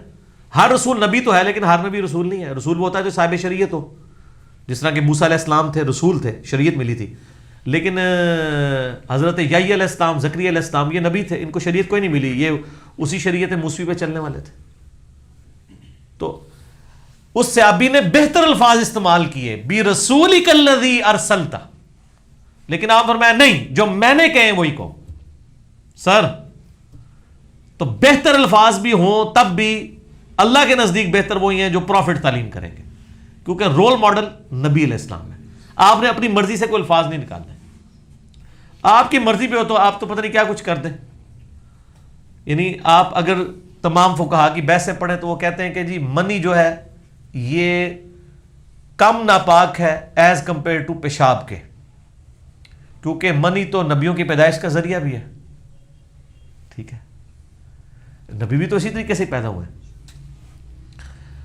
لیکن پیشاب تو نجس عین ہے، لیکن پیشاب کرنے سے وضو ٹوٹتا ہے، غسل نہیں ٹوٹتا، اور منی نکلنے سے غسل ٹوٹ جاتا ہے۔ اگر پلیدی کو دیکھیں تو پیشاب زیادہ پلید ہے، پیشاب نکلنے سے تو اس سے غسل ٹوٹنا چاہیے تھا، لیکن شریعت عقل پہ بعد میں ہے، پہلے حکم پہ ہے، پہلے نقل پہ ہے، اسے نقل کہتے ہیں، جو نقل ہوا، نقل کے بعد عقل کو یوز کرنا۔ اچھا مجھے بتائیں نماز بڑی عبادت ہے یا روزہ؟ نماز آؤٹ آف کوشچن ہے۔ صحیح مسلم میں حدیث ہے 246 کتاب الایمان چیپٹر میں، بندے کے کفر اور اسلام کے درمیان فرق کیا ہے؟ نماز۔ روزے تو نہیں ہے، روزوں میں تو اتنی چھوٹ ہے، وہ قرآن میں ساتھ اتنی چھوٹ آ گئی کہ سفر پہ ہو، مریض ہو، چھوڑ دو، نہیں بھی رکھ سکتے چلو فدیہ دے دو، اتنی آسانی ہے، بعد میں گنتی پوری کر لو، لیکن نماز کے بارے میں نہیں ہے۔ نماز میدان جنگ میں بھی قرآن میں آیا کہ نماز خوف پڑھنی ہے، لیکن عورتوں کے جب مخصوص ایام آتے ہیں تو عورتیں جو نمازیں چھوڑتی ہیں ان کی قضا نہیں ہوتی، لیکن روزوں کی ہوتی ہے۔ آپ کی لاجک پہ جائیں تو نمازوں کی بھی قضا ہونی چاہیے تھی، روزہ تو چھوٹی عبادت ہے۔ اور یہ پھکی جو تھی نا، یہ امام جعفر صادق علیہ السلام نے امام حنیفہ کو دی تھی ایک دفعہ۔ ہاں امام حنیفہ جو تھے نا وہ کئی معاملات میں اجتہاد کرتے تھے نا، تو امام جعفر کو جب ملنے کے لیے آئے تو انہوں نے یہ ایگزامپل سامنے رکھی کہ بتاؤ پیشاب زیادہ نٹس ہے یا منی، اور پھر یہ والا مسئلہ ڈسکس کیا عورتوں والا۔ تو انہوں نے پھر کہا بیٹا میں تمہیں یہ بات سمجھانا چاہ رہا ہوں کہ شریعت میں نقل پہلے ہے اور عقل بعد میں ہے۔ عقل پہ جائیں تو جن عورتوں کے جو پیریڈز میں ایام حیض میں چھوٹے ہوئے جو نمازیں ہیں وہ بھی پڑھی جائیں، لیکن نقل کیا کہتی ہے؟ اور جو لوگ نقل پہ نہیں چلتے رہے انہوں نے یہ کیا ہے۔ مسلم شریف میں حدیث ہے، اما عائشہ کے پاس ایک بندہ آیا اور اس نے کہا کہ عورتیں مخصوص ایام میں جو نمازیں رہ جاتی ہیں وہ پڑھیں گی، تو آپ نے فرمایا تو مجھے حروریہ میں سے لگتا ہے۔ حروریہ خوارج کو کہا جاتا ہے، یہ ایک گاؤں تھا جہاں سے یہ خوارج کا فتنہ اٹھا تھا۔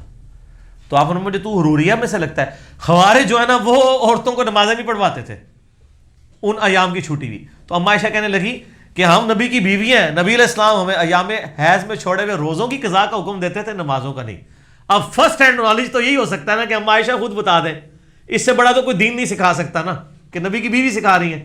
لیکن نبی کی بیوی زندہ ہے تب بھی ایسے مسلمان موجود ہیں جو یہ عقیدہ رکھتے ہیں کہ عورتوں کی نمازیں جو چھوٹی ہوئی ہیں ایام حیض کے اندر، مخصوص ایام کے اندر، ان کی انہوں نے قضا کرنی ہے۔ سر اس زمانے میں بھی گمراہیاں پھیلی ہوئی تھی، تو آج اگر پھیل جائیں تو پریشان نہ ہوا کریں، اور پھر جب میں یہ باتیں کرتا ہوں تو آپ پریشان نہ ہوا کریں. ہم تو آپ کو نہیں کہتے کہ آپ کی حروریہ میں سے تو نہیں ہے جو کہہ رہے ہیں کہ حضرت عیسیٰ علیہ السلام بھی جو ہے وہ امام حنیفہ کی تقلید کریں گے یا ان کی فقہ پہ چلیں گے. حالانکہ ہم یہ کہہ سکتے ہیں آپ کو، سر اما عائشہ کے دور کے اندر لوگ اگر اس طرح کے کہانیوں والے اجتہاد کر سکتے ہیں تو آج تو دور ہی بہت پرانا ہو چکا ہے. تو آج اگر ہم آپ کو بتاتے ہیں یہ کہانی ہے تو ہم مان جایا کریں کہانی ہے. دین وہ ہے جو کتابوں میں ہے، بابوں میں نہیں. بابے ہر فرقے کے اپنے ہیں. ٹھیک ہو گئے؟ صحیح ہو. اگلا سوال ہے، نماز کی نیت کرنے کا سنت طریقہ اور الفاظ بھی بتا دیں. بخاری مسلم کی متفق علیہ حدیث ہے. بخاری میں پہلی حدیث یہی ہے، مشکات میں بھی پہلی حدیث یہ ہے، مسلم میں بھی ہے. انما الاعمال بالنیات، نیکیوں کا دار مدار نیتوں پر ہے، اور ہر شخص کے لیے وہی ہے جس کی اس نے نیت کی. اگر کسی نے ہجرت کی اللہ اور اس کے رسول کے لیے، اس کی ہجرت ان کے لیے لکھی جائے گی، اور اگر کسی نے دنیاوی غرض یا کسی عورت سے نکاح کے لیے ہجرت کی تو اس کے لیے لکھی جائے گی. اور اس حدیث کو لوگ مس کوٹ بھی کرتے تھے. وہ کہتے تھے برا کام بھی اچھی نیت سے ہو تو ثواب. جس طرح یہ ہمارے لوگ کرتے ہیں، یعنی ایکسٹرا جوڈیشل کلنگ کر دیتے ہیں اور کہتے ہیں ملک کے وسیع تر مفاد میں کیا ہے. نہیں، ایسے نہیں کر سکتے. میرا پچھلے دنوں یہ جو سائیوال واقع انسیڈنٹ کے اوپر کلپ بھی ہے، اس میں میں نے اس کی پوری انجینئرنگ کی اس حدیث کی. اس حدیث سے پتہ چلا اعمال کا دار و مدار نیت کے اوپر ہے. نیت زبان سے نہیں کرنی ہوتی. سر مجھے بتائیں کیا وضو کی نیت کبھی کسی نے کی ہے؟ نیت کرتا ہوں اس وضو کی خاص واسطے نماز عشاء کے. وضو کی دعا ہوتی ہے بسم اللہ الرحمن الرحیم. نیت تو نہیں ہوتی. نیت تو آپ کے دل کے ارادے میں ہوتی ہے. وہی سب نیت ہے. نماز کے لیے بھی کوئی نیت آپ علیہ السلام نے تعلیم نہیں فرمائی. نماز شروع کرنے کی ایک دعا ہے جسے دعائے استفتاح کہتے ہیں، جو تکبیر تحریمہ کے بعد سورہ فاتحہ سے پہلے پڑھی جاتی ہے. اللہم باعد بینی و بین خطایا، یہ بھی پڑھ سکتے ہیں. اس سے بہتر وہ ہے سبحانک اللہم و بحمدک وتبارک اسمک وتعالی جدک ولا الہ غیرک، کیونکہ اس دعا کا حکم ہے. اس کا صرف پڑھنے کا ذکر ہے، اس کا حکم ہے. اس کے علاوہ بھی دعائیں کوئی بھی پڑھ سکتے ہیں. اللہ اکبر کبیرہ والحمد للہ کثیرہ وسبحان اللہ بکرۃ واصیلہ، یہ بھی ہے. انی وجہت وجہی للذی فطر السماوات والارض، یہ جو قرآن کی آیت ہے یہ بھی صحیح مسلم میں ہے. نبی اسلام نے یہ بھی پڑھی ہے. کوئی بھی دعا استفتاح پڑھ سکتے ہیں. نیت تو آپ کے دل کے ارادے کا ہے، لیکن نیت آپ نے اس وقت کرنی ہے. دل کا ارادہ کہ آپ عشاء پڑھنے کے لیے آئے تو ایک لمحے کے لیے آپ ذہن میں لائیں کہ میں عشاء کی نماز پڑھنے لگا ہوں ذہن میں. یہ نہ ہو کہ آپ کا دماغ جو ہے وہ عصر کے وقت میں اٹکا ہوا اور آپ پڑھ رہے عشاء ہوں، یا زور کے میں اٹکا اور آپ عصر پڑھ رہے ہوں، وہ تو نماز نہیں ہوگی. اور ایون فقہ حنفی کی کتابوں میں بھی لکھا ہے کہ اگر کسی شخص نے دل میں نیت کی زور کی اور اس کے منہ سے اثر نکل گیا اور نماز وہ زور کی تھی تو نماز ہو گئی، کیونکہ دل کی نیت کا اعتبار ہے. اور اگر اس نے زبان سے نیت کی زور کی لیکن دل میں دماغ اثر کے اوپر اٹکا ہوا تھا تو اس کی نماز ہوگی نہیں. تو وہ خود بھی مان رہے ہیں کہ زبان کی نیت کی یہ اوقات ہے. اس سے بھی بڑھ کے شیخ احمد سرندی، جن کی میں نے اتنی ساری چیزیں بیان کی، ان کی ایک پازیٹیو چیز بھی بتا دوں آپ کو. مکتوبات میں انہوں نے لکھا ہے کہ زبان سے نیت کرنا نماز کی یہ بدعت ہے. کٹر انفی، اتنا کٹر انفی کہ وہ کہتا ہے کہ میرے بزرگوں نے کشف کے ذریعے دیکھا ہے کہ حضرت عیسیٰ علیہ السلام بھی فقہ حنفی پہ عمل کریں گے، اور وہ یہ کہہ رہا ہے کہ نماز کی نیت زبان سے کرنا بدعت ہے. تو بعض کا صحیح بات بھی سمجھ آ جاتی کسی کو.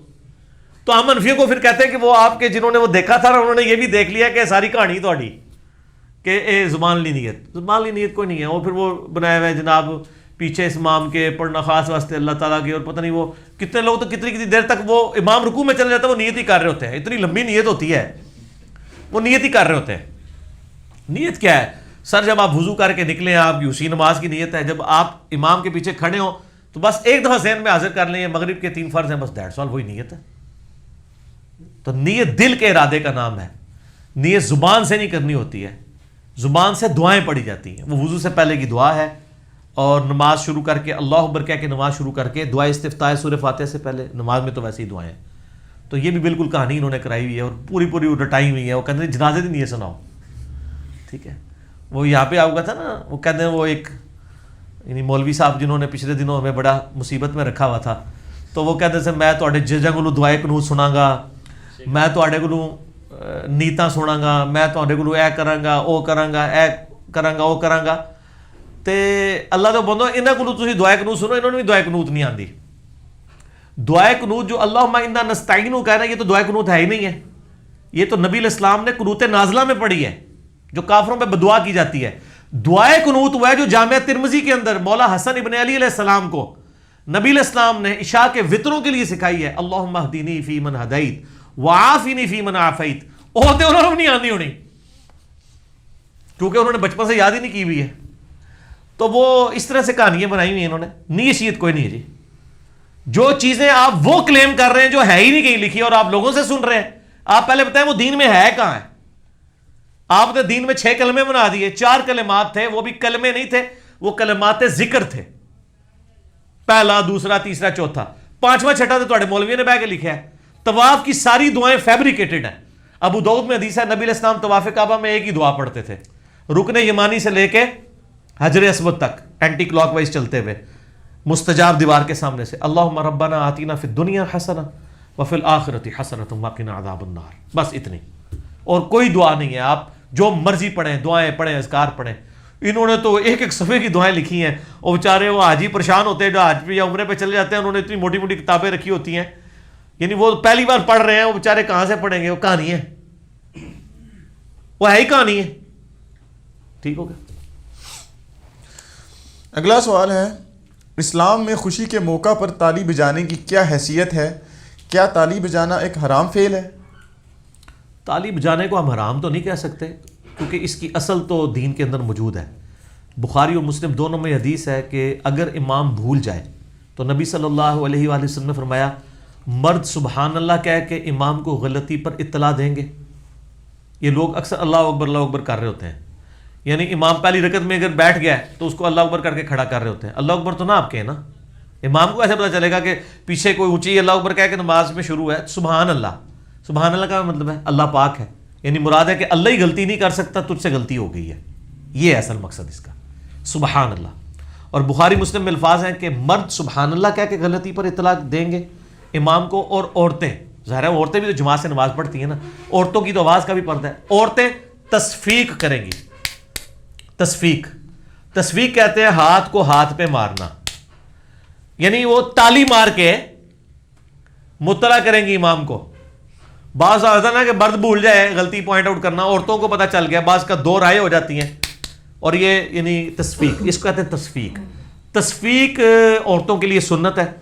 تصفیق سے یہ چیز ثابت ہو گئی کہ ہاتھ پہ ہاتھ مارنا اس کی اصل موجود ہے, لہٰذا اس کو آپ کو حرام نہیں کہہ سکتا.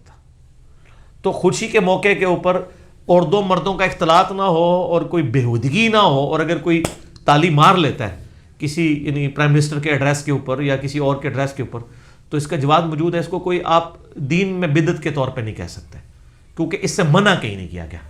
اس طرح کے دنیاوی معاملات میں آپ نے یہی دیکھنا ہوتا ہے.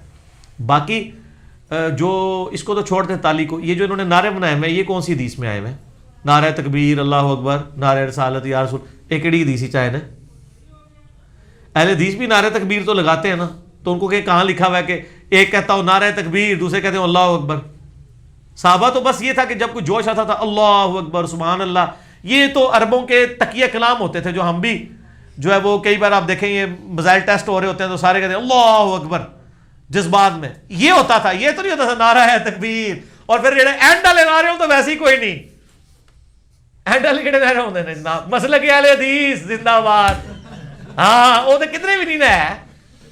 ٹھیک ہے, مسلک دیوبند ٹھیک ہے زندہ باد, مسلک بریلوی تو کوئی نہیں ہے. تو یہ سارے سلوگنز ہیں, ان کے اوپر کوئی جھگڑا نہیں کرنا چاہیے, لگاتے رہے کوئی فرق نہیں. اس طرح زندہ باد کو نہیں ہونا, جو مرد آباد ہیں وہ مرد آباد ہی رہیں گے, جو زندہ باد ہیں ان کو زندہ باد کرنے کی ضرورت نہیں ہے.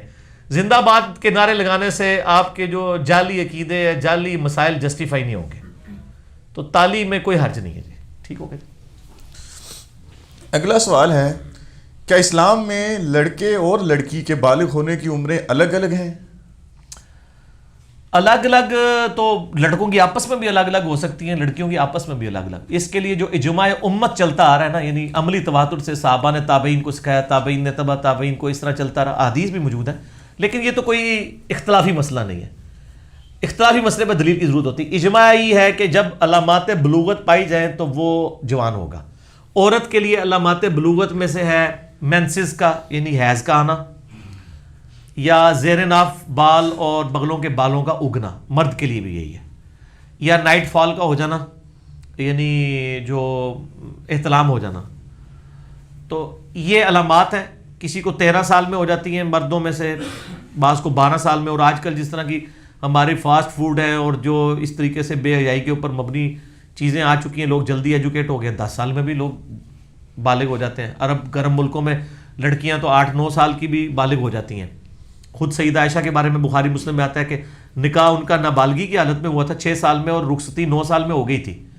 تو 9 سال میں بھی عورت تو جوان ہو سکتی ہے اگر اس کے اندر علامات بلوغت پائی جاتی ہوں. اگر نہ پائی جاتی ہوں پھر جوان نہیں ہوگی. لیکن البتہ کچھ وقت گزرنے کے بعد اگر کوئی بھی علامت ظاہر نہیں ہوئی تو اگر اس کی ہم عمر اس ایج کی بچیوں میں وہ علامات پائی گئی ہیں تو وہ بھی اپنے آپ کو بالغ تصور کرے گی. اور ظاہر بلوغت کی عمر کی اس لیے ضرورت ہے کہ اس کے بعد آپ پہ نماز، روزہ، یہ چیزیں فرض ہو جائیں گی. اس سے پہلے صرف ترغیب کی حد تک ہے. ابو داؤد میں حدیث ہے نا کہ جس کا بچہ 7 سال کا ہو جائے اس کو نماز کا کہے، 10 سال کا ہو تو مار کے پڑھائے تاکہ عادت بنے. فرض تو اس پہ 12.5-13 سال یا 14 سال کی عمر میں ہوگا. بخاری شریف میں حدیث ہے، حضرت عبداللہ بن عمر کہتے ہیں کہ میں غزوہ بدر کے موقع پہ جب مجھے جہاد کے لیے پیش کیا گیا تو مجھے نبی علیہ السلام نے جہاد میں جانے سے روک دیا کیونکہ بچوں کو اجازت نہیں تھی. اور غزوہ احد کے موقع پر میری عمر 14 سال تھی، جب میں پیش ہوا تو مجھے اجازت مل گئی. تو اس سے 14 سال کی عمر بخاری شریف سے ثابت ہوگی. اور یہ 14 سال قمری اعتبار سے ہیں. ہجری صاحب سے یہ 13.5 سال ہی جو ہے وہ عیسوی اعتبار سے، یہ لیونر ایئرز کے اعتبار سے اگر وہ 14 سال ہیں تو سولر ایئرز کے اعتبار سے 13.5 سال ہمارے جو عیسوی ہیں 13.5 سے کے قریب یعنی بن جاتے ہیں. بعض کا 14 بھی ہو سکتے ہیں، 15 بھی ہو سکتے ہیں. پھر وہ جو بخاری مسلم میں اتنی ڈیٹیل حدیث ہے جو بنو قریظہ کے بارے میں جنہوں نے بد عہدی کی تھی، تو اس میں الٹیمیٹلی سعد ابن معاذ سے فیصلہ کروایا گیا تھا کیونکہ یہودیوں نے کہا تھا جو یہ فیصلہ کرتے ہیں، تو انہوں نے فیصلہ کیا تھا کہ ان کے جو بالغ لوگ ہیں وہ قتل کیے جائیں، عورتوں اور بچوں کو قیدی بنایا جائے. تو جامعہ سنن ابی داؤد میں ڈیٹیل آتی ہے، بخاری مسلم میں بھی آتا ہے.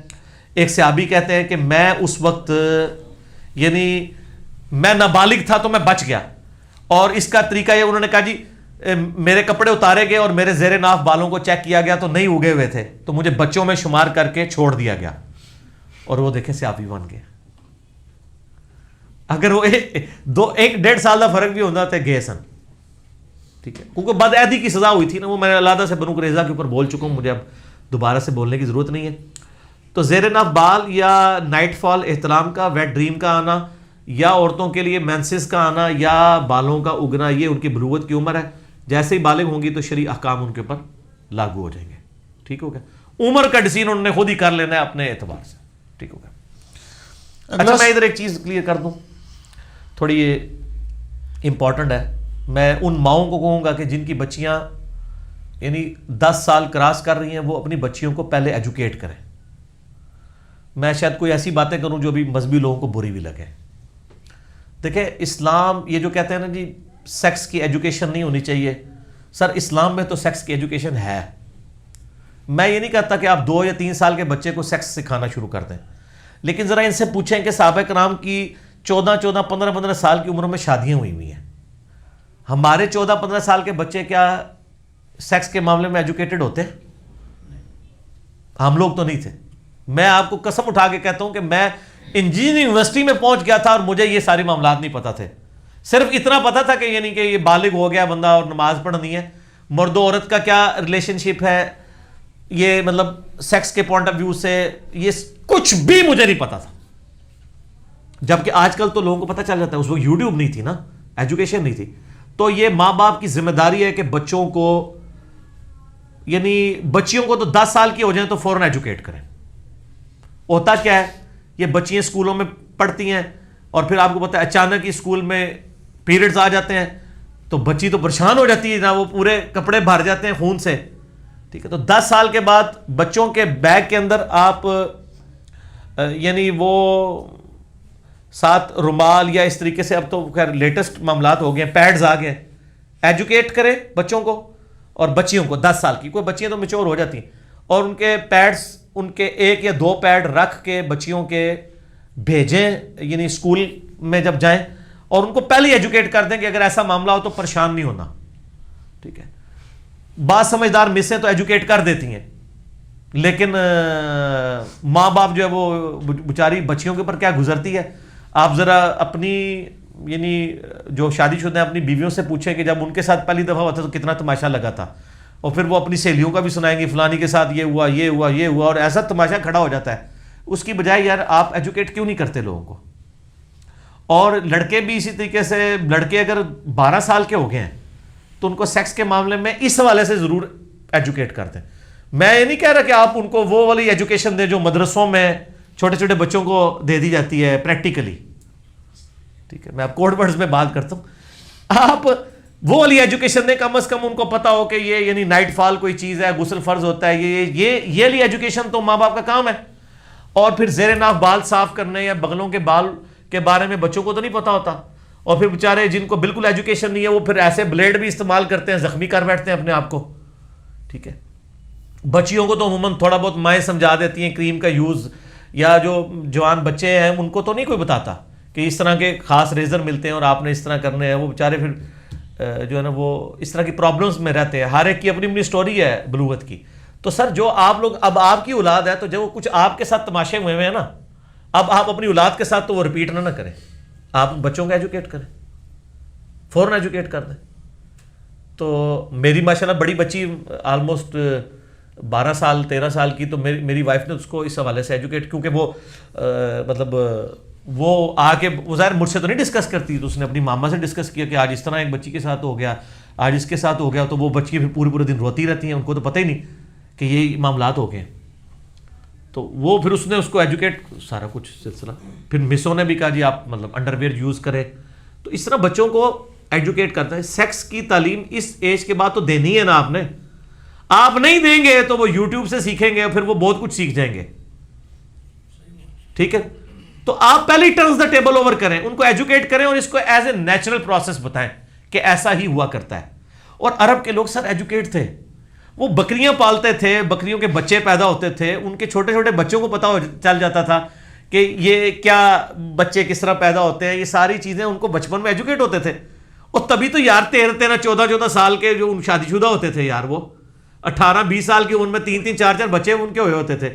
ہمارے 20 سال کے ٹگے ہی ہوتے ہیں, پتہ ہی کوئی نہیں ہوتا کسی چیز کا. تو اس زمانے میں 1400 سال پہلے یہ ایجوکیشن تھی, تو ہم لوگ کیوں نہیں اپنے بچوں کو اس طرح کی ایجوکیشن دیتے؟ دینی چاہیے. یہ سینسٹیو ایشو ہے. میں نے آج ضمناً بات ہوئی تو میں نے کر دی.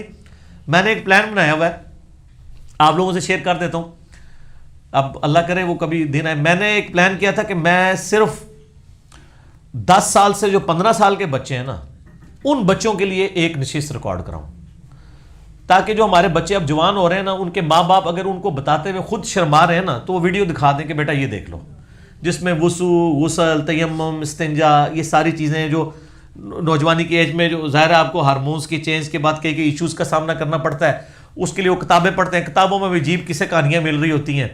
تو اس کی بجائے نا یہ والی ایجوکیشن ضرور دے دی جائے, تاکہ وہ بچے بیچارے ادھر ادھر چیزوں کے بارے میں ذلیل نہ ہوں. اس لحاظ سے ویسے ہماری جو تبلیغی جماعت ہے یا دعوت اسلامی جو تبلیغی تنظیمیں بنی ہیں نا, ان کی بڑی پازیٹیونیس ہے کہ اب ہمارے ساتھ بھی یہ ہوا ہے. یعنی میں اپنے بالغ ہونے سے پہلے ہی دعوت اسلامی کے ساتھ اٹیچ ہو چکا ہوا تھا. تو یعنی مجھے اپنی بالغ ہونے کی عمر بھی یاد ہے, 26 مئی 1992. تو میں ایجوکیٹ ہو گیا تھا کہ میں دعوت اسلامی میں تھا, ہم نماز پڑھتے, اس سے پہلے بھی نماز پڑھتے تھے, وضو, غسل, یہ ساری چیزیں سیکھ لی تھی. تو ان تنظیموں کا کم از کم یہ چیز تو ایجوکیٹ وہ کر دیتے ہیں نا لوگوں کو. اس طرح کی ایک ویڈیو بنائی جائے جس میں ہم یہ ساری چیزیں کوڈ ورڈز میں اتنے طریقے سے کہ بس وہ ایک مہذب انداز میں پہنچ جائیں. باقی تو انہوں نے سیکھ ہی جانا, لیکن جب سر وہ خود سیکھیں گے نا سر, پھر آپ کے لیے مسئلہ کھڑا ہو جائے گا. پھر تو وہ سمجھیں گے شاید ہم نے کوئی نئی دنیا دریافت کر لی ہے, ٹھیک ہے. اس کی بجائے آپ اس کو نارمل چیز کے طور پہ پریزنٹ کریں گے تو کوئی پرابلم نہیں ہوگا. تو یہ کرنا ضروری ہے. یہ اس لیے میں سکولز کہہ لیں یا کالجز میں سیکس کی جو ایجوکیشن ہے اتنے کنٹرول دائرے میں اس کا بڑا سختی سے حامی ہوں, اس سے پہلے کہ بیڑا غرق ہو جائے. لیکن میں وہ والی نہیں کہہ رہا ایجوکیشن, یہ سمجھیے گا. ظاہر جب ایک داڑھی پگڑی والا نماز پڑھنے والا بندہ جو پوری دنیا میں ایک لیڈنگ سپیکرز میں سے ہے دعوت و تبلیغ کے حوالے سے، وہ یہ بات کر رہا ہے تو ان ساری چیزوں کے ساتھ اس کو کوئی کٹ پیسٹ نہ کرے، یعنی میں ایک معاملات اس طریقے سے سامنے رکھ رہا ہوں. ٹھیک ہوگا جی؟ اگلا سوال کریں. اگلا سوال ہے ابو الاعلیٰ کا مطلب کیا ہے اور اس کا نام رکھنا کیا حرام ہے؟ اس میں سے اسمیل آئی ہے مجھے اس سوال میں سے. یہ آپ کو پتہ ہے سوال کیا ہے؟ ابو الاعلیٰ اصل میں مولانا مودودی رحمہ اللہ تعالیٰ کا نام ہے ابو الاعلیٰ مودودی. ان کے اوپر نہ باقیوں نے اعتراض کیا ہوا کہ اعلیٰ تو اللہ کی صفت ہے، الاعلیٰ سبحان ربی الاعلیٰ. وہ یل تو ربی کی وجہ سے بنتا ہے نا، اصل میں لفظ ہے سبحان ربی الاعلیٰ. ٹھیک ہے، سبح اسم ربک الاعلیٰ.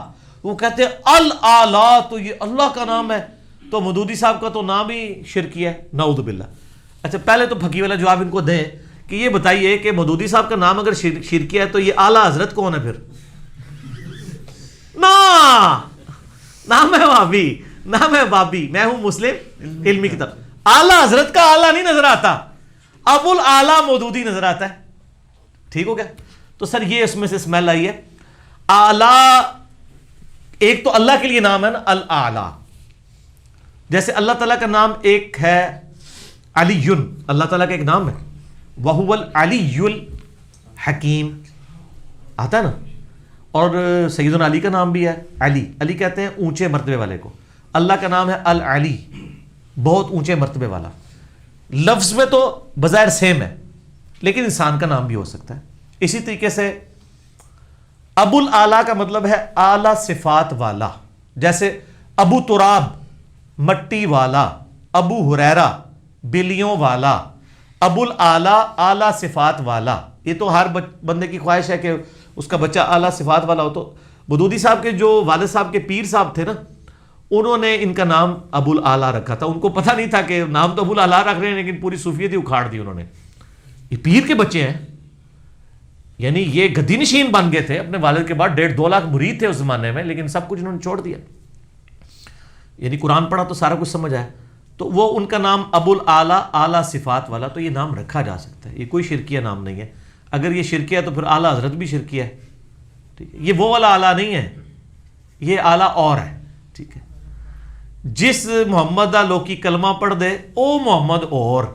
وہ کھڑی سی والے، وہ جو شریف آپ والے اور کھڑی مارے والے، وہ جو بزرگوں کا وہ جو سیف الملوک میں شعر ہے نا محمد، انہوں نے اپنی یعنی وہ اس میں لفظ جو ہے وہ لٹریچر میں نیم محمد استعمال کرتے ہیں.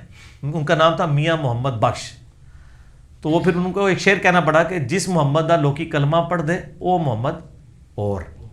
ٹھیک ہے، تو میں محمد اور اے سر اعلیٰ اور تسبح اسم ربک الاعلیٰ اور سبحان ربی الاعلیٰ اور. تو ابو الاعلیٰ نام بالکل ٹھیک ہے، اعلیٰ صفات والا. اور سر ہے کوئی دکھائیں پھر مودودی صاحب کے ساتھ کا بندہ. ہم تو آپ لوگوں سے ڈرتے ہیں، ہم ورنہ تو آپ اگر ہم سے پوچھیں تو ہم کہتے ہیں ان سے پہلے بھی کوئی دکھا دیں جس نے اتنی بڑی ریولوشن کھڑی کی ہو. ٹھیک ہے، قرآن کی تفسیر کے اعتبار سے، قرآن کے حوالے سے آپ سر ساری پرانی تفسیریں پڑھیں اور پھر اس کے بعد تفہیم القرآن پڑھیں تو آپ کو لگے گا یہ قرآن آج کے دور کا میں قرآن پڑھ رہا ہوں. ہر ایشو کو ریزالو کیا ہے. اور پریکٹیکلی آپ نے دیکھنا ہے تو ان کے اسٹوڈنٹ ڈاکٹر اسرار صاحب کی آپ قرآن کے لیکچر دیکھ لیں. ٹھیک ہے، تو واقعی ابو الاعلیٰ اپنے نام کے ساتھ ثابت بھی ہوئے اللہ کے فضل سے. ٹھیک ہو گیا، الحمدللہ. اگلا سوال ہے اگر اللہ کے حضور اپنے کسی نیک عمل کا وسیلہ پیش کر دیا تو آخرت میں ایسے عمل کا ثواب ہوگا یا نہیں؟ سر ٹینشن نہ لیں، کیوں نہیں ہوگا. یہ بات لوگوں کے دماغ میں آتا ہے کہ اگر ہم نے کسی عمل کے وسیلے سے اللہ کے حضور دعا کر دی تو اب وہ عمل ضائع ہو گیا. نہ سر، یہ آپ کی کہانی ہے کہ ضائع ہوگا. اللہ کو تو اس سے فرق نہیں ہے. اللہ تعالیٰ تو ایک نیکی کو بھی 10 گنا بڑا کرتا ہے. بخاری مسلم میں حدیث ہے جو تم ایک لقمہ بھی اللہ کی راہ میں خرچ کرتے ہو نا تو اللہ تعالیٰ اپنا دایاں ہاتھ بڑھا کر جیسا کہ اس کی شان کے لائق ہے اسے پکڑ کے اس کی پرورش کر کے احد پہاڑ جتنا کر دیتا ہے. ایک لقمہ خیرات کرنا اور 4.5 میل پہ پھیلا ہوا احد پہاڑ، اس کا اناج تو ہم پوری زندگی میں نہیں اکٹھا کر سکتے. اتنا بڑا احد پہاڑ ہے اور اللہ ایک لقمے کی اتنی قدر کرتا ہے. تو نیک مال کا وسیلہ پیش کرنے کو ہم اس لیے کہتے ہیں کہ اس کا ہمیں قرآن میں حکم ہے وَاسْتَعِينُوا بِالصَّبْرِ وَالصَّلَاةِ. اللہ کی مدد چاہو صبر اور نماز کے ذریعے. یعنی صبر کرو، نماز پڑھو، اللہ کی طرف متوجہ ہو، اللہ تعالیٰ دعا قبول کرے گا. تو یہ نہیں ہے کہ پھر صبر کا ثواب ضائع ہو گیا یا نمازوں کا ثواب ہی ضائع ہو گیا، نہیں. پھر وہ بڑی مشہور حدیث ہے بخاری مسلم میں، وہ 3 لوگ غار میں پھنس جاتے ہیں، تو ایک اپنے عمل کا وسیلہ پیش کرتا ہے، تھوڑا سا پتھر سے رکھتا ہے، پھر دوسرا، پھر تیسرا، حتیٰ کہ وہ آزاد ہو جاتے ہیں. اعمال ضائع نہیں ہوں گے، دنیا میں آپ بینیفٹ لے سکتے ہیں اپنے نیک عمل کا وسیلہ اللہ کے حضور پیش کر کے، اور اللہ تبارک و تعالیٰ اس عمل کی وجہ سے آپ کو دنیا میں بینیفٹ دے گا جو آپ نے خالص اللہ کے لیے کیا ہوا. اور آخرت کا جو اجر ہے وہ تو پکا ہے سر، وہ آپ نے اللہ کے لیے کیا ہے نا، تو وہ عمل ضائع نہیں ہوتا. عمل ضائع ہوتا ہے ریاکاری سے. جو مسند احمد میں حدیث ہے، جس نے دکھلاوے کے لیے نماز پڑھی اس نے شرک کیا، جس نے دکھلاوے کے لیے روزہ رکھا اس نے شرک کیا، جس نے دکھلاوے کے لیے صدقہ کیا اس نے شرک کیا. دنیا بے شک کہتی رہے جی 1 لاکھ بندہ روزانہ ہمارے دسترخوان سے کھا رہا ہے. اگر آپ نے اس لیے کھلایا نا کہ لوگ آپ کو کہیں کہ آپ بڑے امیر ہیں، یا لوگوں کی نیت تو نہیں تھی، آپ نے حرام مال کما کے لوگوں کی جائیدادیں اور زمینیں ہتھیا کے اس حرام مال سے غریب لوگوں کو کھانا کھلایا ہے، جو شاید آپ نے انڈین فلموں سے سیکھا ہے کہ ایک ڈاکو تھا تو وہ لوٹ کے غریبوں کو کھلاتا تھا.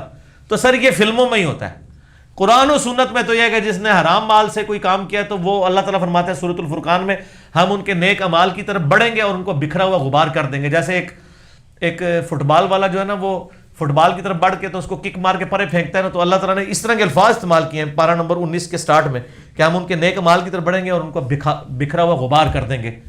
جس نے حرام کے مال سے یا غیر اللہ کی خوشنودی کے لیے اعمال کیے، اللہ کو تو ان چیزوں کی حاجت نہیں ہے نا. ٹھیک ہے، تو نیک اعمال کریں، اس کا وسیلہ اللہ کے حضور پیش کریں.